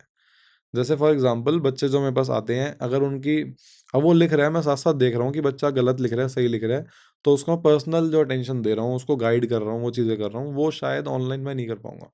वो क्वेश्चन लिखेगा मैं आंसर लिख दूंगा, वो 10 हम्म लिखेगा मैं 10 के 10 आंसर दे दूंगा, लेकिन वो तो चाहे मैं उसको एक्सप्लेन करके भी आंसर दे रहा हूँ, लेकिन एक सामने बैठ के जो मैं समझा रहा हूँ थोड़ा सा वो फर्क आ जाता है। ओके बाकी करने वालों ने ऑनलाइन से भी बहुत अच्छा किया है, सीखा है, बहुत अप्लाई करके दे क्लियर्ड एग्जाम्स। हम्म दूसरा मतलब अपने अपने ऊपर होता है ये, या आप हर चीज़ के प्लस माइनस होते हैं ना, तो बस वो दोनों के ही हैं, तो वही पर्सन टू पर्सन वेरी करेगा कि वो उसको कितना इफेक्टिव बना सकता है। ओके ओके हाँ, ये है कि आप ऑनलाइन में कम पैसे देके एक बड़ा बैच ले सकते हो, जैसे हम्म लोग कर रहे हैं, आप 7,000 में पीसीएम पढ़ सकते हो, राइट। लेकिन क्या आप डेली बैठ के, स्क्रीन टाइम का भी रोल है, बहुत सारे फैक्टर्स आते हैं इंटरनल एक्सटर्नल, तो ओके यही मेरे हिसाब से है। एक सर एनईपी पॉलिसी आई थी 2020 में, उसका नेशनल क्या, एजुकेशन पॉलिसी, या यस। उसका क्या ऑब्जेक्टिव था? नेशनल एजुकेशन पॉलिसी या जो भी न्यू रिफॉर्म्स आ रहे हैं हमारे एजुकेशन में, हम्म राइट, हमें टीचर्स पे हमेशा वेबिनार्स होते रहते हैं, हमें अपडेशन मिलता रहता है कि हम क्या नया लाएं, या टीचिंग स्टाइल कैसे चेंज करें, बच्चों की स्किल पे फोकस क्या करें। ओके जैसे अभी एनईपी ने बहुत सारे चेंजेस करे हैं, आज भी कर रहे हैं वो, राइट। वो कहते हैं प्रैक्टिकल बेस्ड लर्निंग हो, थोड़ा okay practicals real life examples के थ्रू भी बच्चों को समझाओ, एक्टिविटी बेस्ड लर्निंग हो, बच्चा बुकिश ना रह जाए, रॉट लर्निंग ना रहे। तो दे आर ट्राइंग कि वो नए नई चीज़ें लाएं। स्टेम एजुकेशन आ गई है, रोबोटिक्स लैब आ गए हैं, मैंने स्कूल में रोबोटिक्स के प्रोजेक्ट्स बनाए हैं, मेरा इंटरेस्ट है प्रोजेक्ट्स बनाने में, तो हमने 12th के साथ बनाए हैं प्रोजेक्ट्स जिसमें हम रोबोटिक्स कोडिंग यूज़ कर रहे हैं, ओके कार्स बना रहे हैं, सेंसर्स यूज़ कर रहे हैं। तो चीज़ें बहुत हो चुकी हैं, बच्चों को अवेयर करना है हमने इनोवेशन की तरफ भी, तो उसके बेस्ड एक्टिविटीज़ डिज़ाइन करी जा रही हैं, smart classes hybrid model design करे जा रहे हैं, आप वर्चुअल लैब्स डिज़ाइन हो चुके हैं, आप एक सेल का स्ट्रक्चर सुन रहे हो थ्योरेटिकली और आप उसकी 3D पिक्चर देख रहे हो, उसके इंटरनली उसको टच स्क्रीन पे पूरा अच्छा ऑपरेट कर रहे हो, तो आपको ज़्यादा कनेक्ट करेगा। तो ये पॉलिसी जो आई है, तो ये all over education system of India I है या यस, खाली पूरा ही स्कूल आई है। सिस्टम तक आई है? सी स्कूल करिकुलम में है ये। स्कूल करिकुलम में? बच्चों की टीचिंग को, टीचर अपनी स्किल को कैसे एनहांस करे कि बेटर इफेक्टिव टीचिंग लाए, उनकी ओके ट्रेनिंग हो रही है। ओके एआई इन एजुकेशन आ चुके हैं, आप कौन से टूल्स यूज़ करोगे कि आप अपने लेसन प्लान को और अच्छा कर सकते हो, हम्म अपने पीपीटीज को एनहांस कर सकते हो, क्योंकि आज जो मॉडर्नाइजेशन टेक्नोलॉजी आ चुकी है, हमें भी उसके साथ साथ चलना पड़ेगा हर फील्ड में अब। बट इसका मेरे ख्याल से अभी failure OSM yes, OSM CBSE क्या एक्चुअल था वो? में अब देखो क्या हुआ, मैं भी बोर्ड एग्जामिनर हूँ, हम कॉपीज चेक करते हैं मैनुअली, हम्म अभी तक ये था। इस साल उन्होंने ऑन स्क्रीन मार्किंग सिस्टम करा, ओके विच इज ओएसएम। या उसका ऑब्जेक्टिव ये था कि एक्यूरेसी बढ़ जाए, टाइम सेव हो जाए। वो सीबीएसई की तरफ से सीबीएसई की तरफ या से ओके 12th के लिए अप्लाई करा, इस साल पहली बार अप्लाई हुआ है ओके ये, लेकिन इसका भी एक फेलियर रहा है बहुत बड़ा, आई टेल यू। हम्म आप बिलीव नहीं करोगे, एक बच्चा जिसका आईडी जेई मेंस क्लियर हो गया है, उसके ओके। 12th में 75% भी नहीं आए। ये तो सीरियसली? यस। अब ये बड़ी बात सुनो आप, IIT जेईई मेंस क्लियर करने के बाद वो IIT जेईई एडवांस का पेपर देता, लेकिन क्योंकि 75% नहीं आए उसका वो पेपर एलिजिबल ही नहीं है। आपने जेईई का एग्जाम क्लियर कर दिया, लेकिन आपके स्कूल लाइक 12th के जो स्कीम है, मार्किंग स्कीम, उसके फ्लॉ की वजह से आपकी एलिजिबिलिटी नहीं पूरी हुई। आपको 12th में भी 75% लाना है और आपको मेंस भी क्लियर करना है, तो आप एडवांस दे सकते हो। वो बच्चा किस चीज से गुजर रहा होगा, या और क्या वो हैरान होगा कि मैंने इतना अच्छा पेपर करा है कि कैसे हो सकता है। 3 से 4% पासिंग परसेंटेज कम है इस बार। लेट से 86% बच्चा पहले 100 में से पास हुआ था, बाकी फेल हुआ था। इस बार 3-4% का ड्रॉप है जो बच्चे पास हुए हैं, फेलियर की परसेंटेज बढ़ अराउंड चुकी 80% पास हुए हैं इस है। बार। यस, ये ओके। फैक्ट्स है। ओके। दूसरा आपको बताता हूँ मैं, क्या सिनेरियो है कि आपकी कॉपी, मान लो 12th का आपने फिजिक्स का पेपर दिया, आपकी कॉपी एक बढ़िया स्कैनर से, हाईटेक स्कैनर से स्कैन होगी। स्कैन कॉपी मैं टीचर हूँ, मेरे पास आएगी, मेरे पास ऑन स्क्रीन वो पेपर मुझे दिखेगा, मैं उसको मार्किंग्स दूंगा, जो गाइडलाइंस है पूरा मार्क करके टोटलिंग वो अपने आप कर देगा। ये बेसिक मोटा मोटा ये है। अब फ्लॉ क्या रहा, पहली बात तो सब पेपर रिजल्ट आया लेट, 12th का सीबीएसई का सबसे लेट रिजल्ट आया, उन्होंने टाइम लिया, नया सिस्टम है, सब चीज़ें हैं, लेकिन it was a truly shocking result कि बच्चे कह रहे हैं कि मेरा इतना अच्छा पेपर गया है, मेरे इतने कम मार्क्स कैसे आ सकते हैं। कोई भी सेटिस्फाइड नहीं है। ये चीज़ सीबीएसई ने भी कन्फेस करी कि हमारी मार्किंग में प्रॉब्लम हो सकती है। उसका मेन रीजन क्या था, मतलब कैसे? मेन रीज़न ये था कि इतने बड़े लेवल पे बात हुई, इतना इस पे कंट्रोवर्सीज हुई, लोग अलग-अलग जगह जाके प्रोटेस्ट कर रहे हैं, सब चीज़ें कर रहे हैं। आप एक सोचो ना, आप 80% 90% सोच के चल रहे हो, आपको 60 दे दिए हैं। आप कहोगे कैसे पॉसिबल है? आपका मन डाइजेस्ट ही नहीं कर रहा। 3 दिन पहले मेरे पास बच्चा आया है, उसके फिजिक्स में री है, उसकी थ्योरी में रीअपीयर आई है। अब रीअपीयर का क्या क्राइटेरिया होता है देखो, एक होता है आरटी, रिपीट थ्योरी, जो आपने 70 मार्क्स का पेपर दिया थ्योरी का, उसमें आपकी री आ गई। ओके।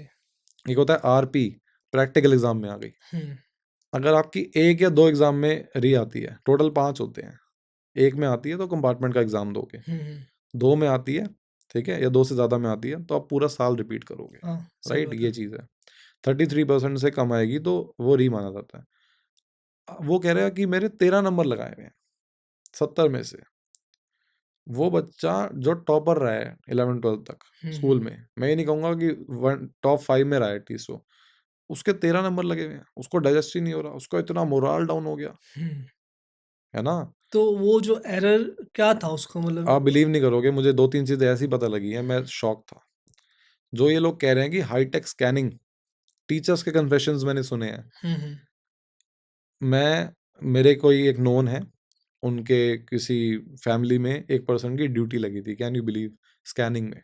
अच्छा। दे सेड कि 600 रुपए दिए हैं स्कैन करने के पर डे, वेज जो आपको ओके। स्टाइपेंड मिलेगा। 600 रुपीज़ में आपने किसी भी एक नॉर्मल डिसेंट 12th पास स्टूडेंट को या कैसे भी स्टूडेंट को स्कैनिंग के लिए दिया, क्योंकि स्कैनिंग में कुछ करना नहीं है। बट काफ़ी कॉपी स्कैन सही नहीं हुई, जिसको हम हाईटेक स्कैनिंग कह रहे हैं, वो ब्लरी इमेज आ रही है कुछ, उसका आप क्या करोगे? कितना बड़ा फ्लो है, आप उसको जुगाड़ नहीं कर सकते। बच्चे का फ्यूचर लिखा हुआ है उस पे। उससे अपने 2 साल 3 साल की बचपन से अभी तक की 12th की पूरी उसने अपनी नॉलेज, हाँ, उसमें अपने डाली सपना, है। अपने सब कुछ उसमें डाला हुआ है। आप उसको कैजुअली स्कैन नहीं कर सकते। दे टोल्ड कि वो कैजुअल स्कैनिंग हुई और वो आगे फॉरवर्ड हुई। फॉरवर्ड होने के बाद भी देखो, अब हर एज का टीचर है।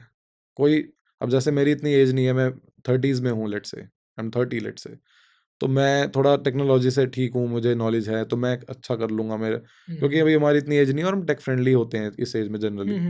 लेकिन कोई बहुत एक्सपीरियंस टीचर है, लेकिन उनकी एज ज़्यादा है, 50s में है, 40s में है, वो ज़्यादा टेक फ्रेंडली नहीं है। उनके लिए शायद स्क्रीन पे इतनी देर बैठना भी ठीक नहीं है। उनको सही से शायद उतना दिखेगा भी ना क्लियर चीज़ें, जो और एक हैबिट होती है मैनुअल चेकिंग की। तो ये सारी चीज़ों पे ट्रेनिंग का ही नहीं टाइम था टीचर्स को, तो ह्यूमन एरर्स कितने हो सकते हैं। स्कैन कॉपी सही नहीं आई, आप बिलीव नहीं करोगे, जिस दिन रिजल्ट आया है उससे 2 दिन पहले तक 13,000 कॉपीज चेकड ही नहीं थी। जिस दिन रिजल्ट डिक्लेयर हो गया, उनको मैनुअल चेक करा गया, कैन यू बिलीव। आपकी मार्किंग गलत हुई है, आपके पास स्कैनिंग सही नहीं हुई, तो आप क्या सिस्टम बना रहे हो? या आपको बनाना भी है तो आप उसको पहले एक ट्रायल पे रखो, आप उनको डेडिकेटेड ट्रेनिंग दो। You getting? क्योंकि एग्जाम तो ऐसा नहीं है ना एक ही, और बोर्ड एग्जाम अब तो होते, मतलब आप बिल्कुल मिड टर्म एग्जाम भी होते हैं, उसमें एग्जैक्ट, डाल दो, उसमें आप थोड़ा ऐसा प्री कर बोर्ड लो, में कुछ डाल दो, कुछ ऐसा प्री कर बोर्ड में लो, डाल दो, या आप उनके ट्रेनिंग सेशंस रखो, एक दिन 1 साल उनको ट्रेन करो और उसको ओपनली आप उसके ट्रेनिंग्स रखो कि देखो, अवेयर करो सबको कि ऐसे होगा।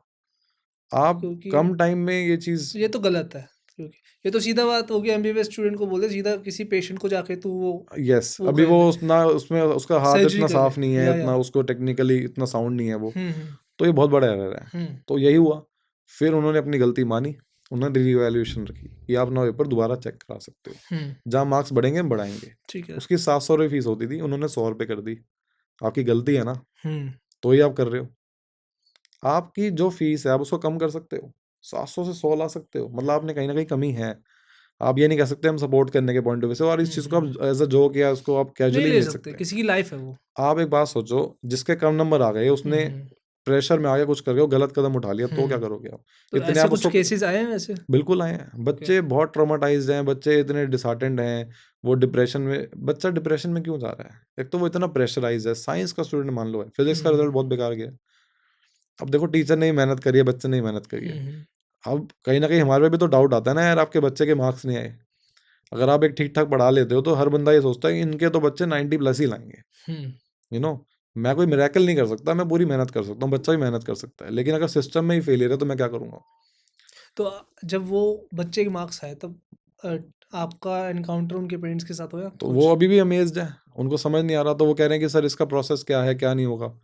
अब जैसे मैं आपको बताऊं, एक और फ्लॉ कितने फ्लॉज आ रहे हैं, आई कांट टेल यू। अभी 19 में से एक विंडो ओपन हुई सीबीएसई से, आप अपनी पेपर की स्कैन्ड कॉपी मंगा सकते हो। ओके। आप ना पेपर देखो कि मैंने ये लिखा था, क्योंकि बच्चा भूल जाता है उस दिन के बाद आपने क्या एग्जैक्टली लिखा है, उस टाइम आप क्या माइंडसेट में हो। या श्योर। तो आप अपनी स्कैन कॉपी मंगाओ, 19 मई को उसकी डेट थी, आप अपनी मंगा सकते हो, ऑनलाइन लिंक आ जाएगा सीबीएसई की ऑफिशियल साइट पे। आज 20 है, लिंक नहीं है, they are working on it. आप नेशनल लेवल पे एक चीज़ अनाउंस कर रहे हो, लेकिन आप कर नहीं पा रहे। आप लिंक ही नहीं प्रोवाइड कर रहे। एक दिन हो गया, बच्चा वेट कर रहा है कि अब देखो, कंपार्टमेंट का एग्जाम 15 जुलाई को है। जिस बच्चे की कंपार्टमेंट आई है, अगर मान लो किसी सब्जेक्ट में 15 जुलाई का उसका एग्जाम है, अगस्त में उसका रिजल्ट आ जाएगा, ताकि उसका सेशन डिस्टर्ब ना हो। ऐसे होता है। तो 15 जुलाई को वो होना, उससे पहले ये सारे डॉक्यूमेंटेशन के प्रोसेस होंगे, तो बच्चा आगे ध्यान देगा ना। एक बार स्कूल से वो कांटेक्ट करेगा कि मेरी हेल्प करो फॉर्म भरने में, सब चीज़ें करने में। एकदम सबको नॉलेज भी नहीं होती फॉर्म में क्या क्या चीज़ें भरनी है, वो थोड़ा हेल्प भी लेता है। तो आप उनको ईजी एक्सेस दो ना, चीज़ें ईजी दो कि भाई तो हेल्प करो ना बच्चे की। पहले वो परेशान है कि मेरा रिजल्ट आपने गलत दिया, फिर आपको स्कैन कॉपी मिल जाएगी, फिर आप उसके पर क्वेश्चन भी चेकिंग करा सकते हो। मेरे को इन 2 क्वेश्चंस में डाउट था कि इतने मेरे मार्क्स आ सकते थे, इनमें श्योर था मैं, मेरे आते ही आते, मेरे 100% ठीक हैं, इतने कम दे रखे हैं। तो काफ़ी लोग भर रहे हैं इस चीज़ को, ऑफ कोर्स, क्योंकि लोग बहुत परेशान हैं। लेकिन this is not the way, I believe या कि यू नेवर नो कि उन्होंने किस स्ट्रगल्स के साथ पढ़ाई करी, पैसे थे नहीं थे, पेरेंट्स ने कैसे मैनेज करा। अब वो दोबारा उसको पूरा करेज लेके देंगे, या वो अच्छा वाला बच्चा था, उसकी कंपार्टमेंट दे रखी है, वो क्या लेवल डिस्टर्ब हो जाएगा, उसका माइंड कितने लेवल पे हो जाएगा, आप उस चीज़ को नहीं सोच सकते। नहीं, सही बात है, उस बिल्कुल चीज़ का सही। कोई रीपे भी नहीं है। आप उसको एक्सेप्ट कर लोगे, लेकिन उसका कुछ आप कर नहीं पाओगे। ये तो है, अपने सिस्टम बोल लो, अपने एजुकेशन सिस्टम की तरफ से फेलियर्स तो बहुत आ रहे हैं रिसेंटली। नीट की अगर हम बात करें तो उसके साथ कैसे आप उसको डिस्क्राइब करोगे कि पेपर ही आप लीक कर बिलीव दिया नहीं नीट का? करोगे, इतना बड़ा मुद्दा है ये, नीट का लीक होना पेपर। या मतलब लीक होना कितना बड़ा सिस्टम का फेलियर है। मैं आपको एग्जांपल देता हूँ, मेरा पर्सनली ये बहुत इमोशनल है मेरे लिए चीज़। मेरे पापा की शॉप है, 30 साल हो गए शॉप को। अनफॉर्चुनेटली हमें पता नहीं लगा, लास्ट दिवाली पे उसमें आग लग गई थी शॉप पे। सोचो, हम अपना सब कुछ करके थक के सो रहे थे, 2:30 बजे फ़ोन आया, मैं भागा सडनली। मैं पहुंचा तो वहाँ पे कोई फायर ब्रिगेड नहीं थी, और वो इस लेवल की आग थी, कुछ नहीं बचना था उसमें। अब बस हमें ये था कि मैं आसपास में से कुछ भी बचा सकते हैं तो बचा लें एंड आपकी मेरे किसी ख्याल को। से फ्रेम की दुकान है, तो यस, वो तो वैसे भी। हाँ। तो अब मेरे सामने वो चीज़ जल रही है, जो हमारे बचपन से हम देखते आ रहे हैं। फादर का कितना इमोशनल, समझ रहे हो, आपकी सब कुछ है वो, आपको सब जो आज मैं हूँ उसका बहुत बड़ा रोल है। ऐसा ही बात है। आप उसको जलता देख रहे हो, आप कुछ कर नहीं सकते, आप वेट कर सकते हो, फायर ब्रिगेड आएगी, सब नॉर्मल करेगी, और उसके बाद हम उससे रिकवरी करेंगे एंड एवरीथिंग। बहुत सारी चीज़ें हैं। ये सेम मैं रिलेट कर रहा था बच्चे के साथ। एक बच्चा कह रहा है कि मैंने अपना बेस्ट दे दिया, मैंने 1 साल ड्रॉप भी करा, मैंने सब कुछ कर दिया, अपनी जान लगा के दे दी, मैंने सब कॉम्प्रोमाइज़ करा, मैं 14 घंटे 16 घंटे पढ़ रहा हूँ। मैंने इधर-उधर कुछ नहीं देखा, मैंने अपने आप को आइसोलेट कर लिया दुनिया से। रात दिन वो पढ़ाई कर रहा है, उसने अपना बेस्ट दे दिया, पेरेंट्स का सपना है, मतलब कितनी चीज़ें जोड़ी हैं उसके साथ। उसके सामने पेपर का 3 मई को पेपर था, न्यूज़ आई है कुछ दिनों में कि विद इन अ वीक पता लगा कि पेपर कैंसिल कर दिया गया। आपके 700 बन रहे हैं, 720 मार्क्स का पेपर होता है, आपने जान लगा दी, आप खुश हो, आप रिलैक्स कर रहे हो, सेलिब्रेट कर रहे हो कि चलो आंसर की मैंने मैच करी है, मैं बहुत सेटिस्फाइड हूँ, मेरा सपना पूरा हो जाएगा, पेरेंट्स का हो जाएगा। लेकिन वो सपना 1 सेकंड में खत्म। कोई एग्ज़ाम कैंसल होने का मतलब समझ रहे हो? मतलब उसमें कुछ बहुत बड़ा हुआ है, ऐसे कोई कैंसल नहीं करता। एंड होने के बाद sir who leaked the paper? देखो, इस पे पूरी सीबीआई की इन्वेस्टिगेशन हुई, हम्म, राइट? एनटीए जो बॉडी है, नेशनल टेस्टिंग एजेंसी, वो बहुत सारे एग्ज़ाम कराती है। साल में 1 करोड़ बच्चा पेपर देता है उनके अंडर, कैन यू बिलीव? नीट का एग्ज़ाम वो करा रहे हैं, आईआईटी-जेईई का वो करा रहे हैं। ओके। मैं टीचर हूँ, मेरा सीटेट का एग्ज़ाम क्वालिफाइड हूँ मैं। तो टीचर्स का अपना एलिजिबिलिटी टेस्ट होता है, सेंट्रल टीचिंग एलिजिबिलिटी, ऐसे बहुत सारे एंट्रेंस एग्ज़ाम कराते हैं। तो 1 साल में 1 करोड़ बच्चा आपके पास पेपर दे रहा है, और ये पहली बार नहीं हुआ, 2024 में भी लीक हुआ था। ओके।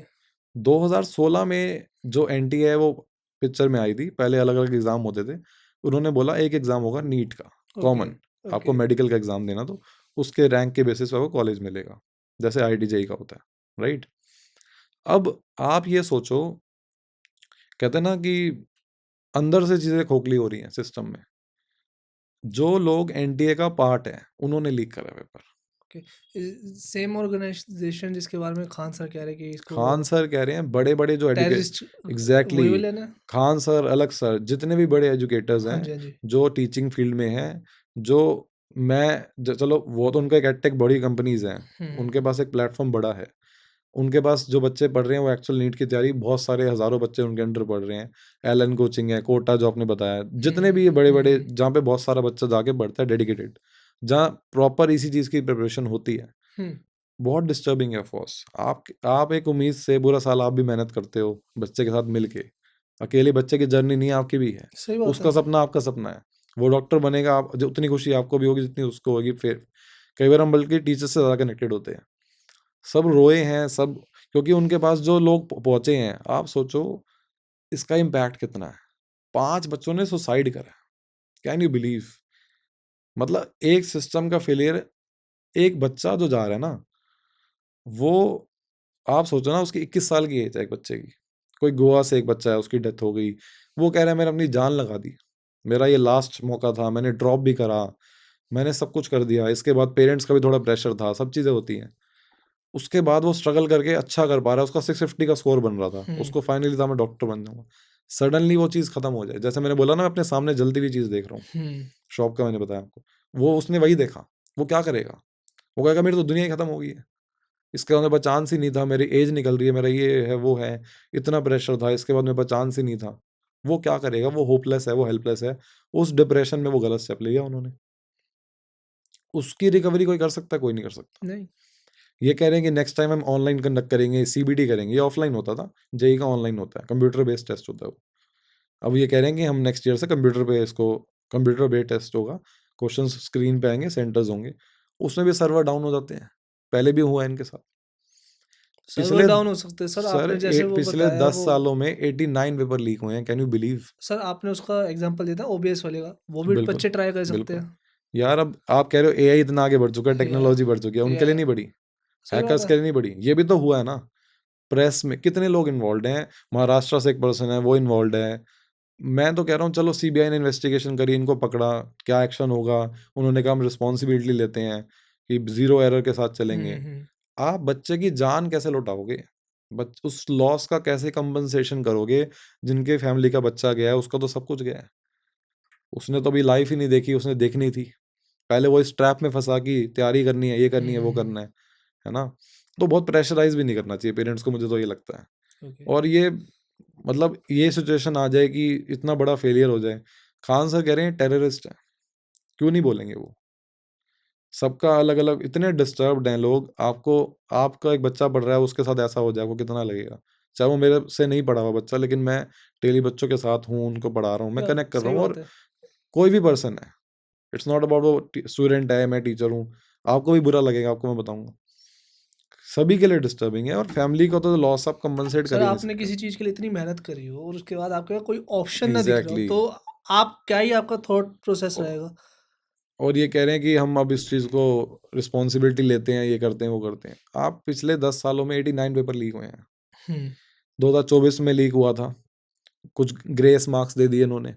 इनको लगा कि ग्रेस मार्क्स का कोई प्रोविज़न नहीं होता। हम्म। उन्होंने बोला जो अभी जो लोग 2 लोग पकड़े गए हैं अभी इस केस में, हाँ जी। उनकी फैमिली से जब इन्वेस्टिगेशन करी गई है, तो उनके पिछले साल जो नीट के 4 बच्चों ने उनकी फैमिली से पेपर दिया था, चारों का क्लियर है नीट। क्या होता पिछले साल भी लीक हुआ हो? तो ये बहुत बड़ा चल रहा है। 2024 में तो प्रूव हो गया था कुछ जगह ये लीक हुआ है, लेकिन सुप्रीम कोर्ट तक बात गई, लेकिन उसको वो ज़्यादा आगे बात बढ़ी नहीं क्योंकि ऑल इंडिया लेवल पे नहीं था। इस बार तो ये फैला है, कोई 10 लाख का खरीदा, कोई टेलीग्राम पे पीडीएफ जारी है, आप बिलीव करो। अनफॉर्चुनेटली एक बच्चे ने अपने फादर को भेजी पीडीएफ, उन्होंने आसपास की कोचिंग में जाके पता लगाया। आप सोच के देखो, 180 क्वेश्चन में से 135 क्वेश्चन एज इट इज थे, बच्चे को रटे हुए थे, डॉट भी इधर उधर नहीं था। केमिस्ट्री और बायो के क्वेश्चन सेम थे, जो एनटीए में पेपर सेट करते हैं नीट का। बॉटनी की प्रोफेसर और केमिस्ट्री के जो एक सर थे, इन्होंने पूरा लिंक करके, सोचो आप खुद लाखों में चीज़ें बेच रहे हो, आपको लग रहा है कि आगे, और ये ऐसे सर्कुलेट हुई है कि जैसे बस वायरल हो गया। कोचिंग में बच्चे बिठा बिठा के आप सवाल करा रहे हो, आपने हैंड रिटन बना दिया पेपर मेन लेके, फिर आपने मेन पेपर जला दिया कॉन्फिडेंशियल चीज़ों को। सोचो ना कि मतलब ये पूरा स्कैम है बहुत बड़ा। अगर आप इसकी डीप रिसर्च में जाओगे, आप खुद हैरान होगे कि आज भी इस पे डेली लेटेस्ट अपडेट आ रहे हैं, डेली डेली चीज़ें और नई सामने आ रही हैं। जयपुर इन्वॉल्व है, गुड़गांव से भी एक पर्सन था जिसने, जो डॉक्टर था, उसने बच्चों को आगे बेचा है। तो उसने 10 लाख का खरीदा, उसने 15 लाख का आगे बेचा। मतलब तुम पैसे, ये पैसा कहाँ ले जाओगे? या तुम्हारे पैसे से तुम्हें लगता है कि जीवन पूरा निकल जाएगा? तो पता नहीं, मेरे को तो नहीं लगता ऐसे पैसे तुम्हें, यू नो ऐसा पैसा कभी काम नहीं आ सकता। सही बात है, ठीक है ना? और क्योंकि कुछ पैसों उसके के लिए जो लाइफ चलेगी ना, वो लाइफ तो चलेगी, मेन वो पॉइंट है, लाइफ चलेगी। वो बहुत डिस्टर्ब्ड है इस चीज़ को लेके। डेली न्यूज़ देखते हैं और डिस्टर्बेंस होती है, और सबसे पहले तो उनका माइंड में आता है कि जो बच्चों की लाइफ चलेगी। या लाइफ से ऊपर नहीं होनी चाहिए कोई चीज़ें, मतलब ऐसी कोई चीज़ें ना करो कि जो, एक हत्या ही है ये, इनडायरेक्टली। हाँ, इनडायरेक्टली आपने किसी को आपने मर्डर ही उसको करा। इस लेवल पे ला दिया कि बच्चे ने स्टेप ले लिया। ऑलरेडी बच्चे डिप्रेस्ड होते हैं, टेंशन में होते हैं, कि इतना प्रेशराइज्ड होते हैं। तो कुछ ना कुछ तो करना चाहिए इसका। बहुत एंड एनटीए के लिए जो कह रहे हैं इसको बंद कर दो। इंडिया गेट पे भी प्रोटेस्ट चल रहा है, बहुत जगह प्रोटेस्ट चल रहा एंड है। व्हाट्स योर पॉइंट, आप क्या सॉल्यूशन सोचते हो कि इसका हो सकता है? सॉल्यूशन तो देखो यार, हर बंदे को होता है कि मैं अपनी लाइफ में बेस्ट करूं। नहीं नहीं, इस सुनो, मैं नीट उसी की और कॉन्टेस्ट में उसके, कह रहा हूँ, हाँ जी, उसी हाँ जी, कॉन्टेस्ट ओके। में कह रहा हूँ। बच्चा कहता है कि मुझे बेस्ट करना है, तो मुझे अपना एंट्रेंस क्लियर करना है ताकि मुझे बेस्ट चीज़ें मिलें। ठीक है, पेरेंट्स को थोड़ा बहुत ज़्यादा प्रेशराइज नहीं, अपने ड्रीम्स, जैसे मैंने स्टार्टिंग में हम बात कर रहे थे, मेरा बच्चा डॉक्टर ही बनेगा, ऐसे इम्पोज मत करो उसको। वो उस प्रेशर में जी रहा है, वो 2 साल स्ट्रगल कर रहा है। आप बिलीव नहीं करोगे, कोटा का आपने बोला था, कितने ऐसे कोचिंग सेंटर्स हैं जहाँ पे इसके प्रेशर में, एग्जाम के प्रेशर, बच्चे सुसाइड करते हैं। ये नहीं इस वजह से करा, इन बिटवीन भी होता है ये, उस टाइम वो एग्जाम रोक देते हैं। कितने हॉस्टल्स में बच्चा, भाई मैं इतना अच्छा बच्चा था, मेरे जो मॉक टेस्ट हो रहे हैं उसमें ये नहीं आ रहे, वो नहीं आ रहे, यू नो तो थोड़ा सा पेरेंट्स को ध्यान देना है, बहुत ज़्यादा प्रेशराइज ना करो। अगर उनसे हो पा रहा है ठीक है ना, तो नहीं भी हो पा रहा तो इतना तो वो पहुंच गया ना, तो लाइफ में वो पीछे तो हटेगा नहीं, सही अच्छा बात है, कुछ ना कुछ करेगा। सही बात है। तो प्लान बी भी लेके चलो। और बस मेन यही है कि पेरेंट्स का सपोर्ट बहुत मैटर करता है, बच्चे को समझो चीज़ों को। अगेन मैं उसका इसलिए पूछना चाहता हूँ आपसे, सोल्यूशन में ये जो लीक हो रहे हैं या स्कैम हो रहे हैं, उसका सोल्यूशन क्या हो सकता है एक? देखो सोल्यूशन तो यही है कि जो सिक्योरिटी है, जो चीज़ों पे है, इंटरनल लेवल पे जो इन्वेस्टिगेशन हो रही है, तो ये चीज़ों को थोड़ा रिफॉर्म करा जाए और ज़्यादा। अब जेई का क्यों नहीं लीक हो रहा, एडवांस का क्यों नहीं लीक हो रहा, इन्हीं का क्यों लीक हो रहा है, यू नो ओके। तो सिक्योरिटी को स्ट्रॉन्ग करना पड़ेगा आपको, मेक श्योर करना पड़ेगा कि, मतलब ये तो इंटरनल लेवल पे तो इनको ही ध्यान। जेई की सिक्योरिटी उससे ज़्यादा है, आप ये कह रहे हो? ओके। वो भी इन्हीं के अंडर है, एडवांस का नहीं लीक होता ना, जैसे जेई तो चलो, इन मेंस तो इनके अंडर ही है। कहीं ना कहीं इनको सिस्टम ऐसा और स्ट्रांग बनाना पड़ेगा कि एक इतने नेशनल 23 लाख बच्चों ने पेपर दिए, हर साल परसेंटेज बढ़ती है ना। इस बार 12th के में भी बच्चों ने ज़्यादा, 12th के बच्चे थे जिन्होंने 12th में अपीयर किया है। तो प्लान बी भी लेके चलो, और बहुत सारे ऑप्शंस है उसमें लेके चलो, बिल्कुल ये मत सोचो कि ये नहीं होगा तो लाइफ खत्म होगी है। हुँ। तो लाइफ कभी खत्म नहीं होती, आप बहुत बड़ा कर सकते हो सही और बात है, दूसरी बिल्कुल जगह सही जाके बात भी है। कर सकते हो। सही बात है, बिल्कुल मेरे सही कुछ बात दोस्त हैं मेरे एमडी कॉलेजेस से ही करे हुए हैं, वो आज बहुत फॉरेन अब्रॉड्स में हैं, वो आईटी से भी अच्छा कमा रहे हैं, उनके अपने खुद के स्टार्टअप्स हैं। हुँ, तो आपने आगे काम कर लिया उन चीज़ों पे, ज़रूरी नहीं है आपको वो ठीक है कॉलेज बहुत बड़ा प्लेटफॉर्म देगा, लेकिन ये नहीं है उसके बिना नहीं होगा, ऐसा कुछ नहीं है। ओके। हाँ, thank you so much sir podcast में आने के लिए। पता नहीं चला इतना टाइम लग चुका है हमें बात करते, 1.5 घंटा हो गया और यार मेरे को ये पता भी नहीं चला मुझे सीरियसली। टॉपिक ही ऐसे हैं, ये या नेवर एंडिंग है या और ये जो डिस्टर्बिंग चीज़ चल रहे हैं इस पे हम या मतलब वो वही है। बाहर लाना ज़रूरी था, एक पॉइंट ऑफ व्यू हुँ, लाना ज़रूरी था। क्योंकि हमारे यहाँ पे लोकल कितने बच्चे जो आपसे पढ़ते हैं यहाँ पे, हाँ, वो ऐसा कोई स्टेप ना उठा ले।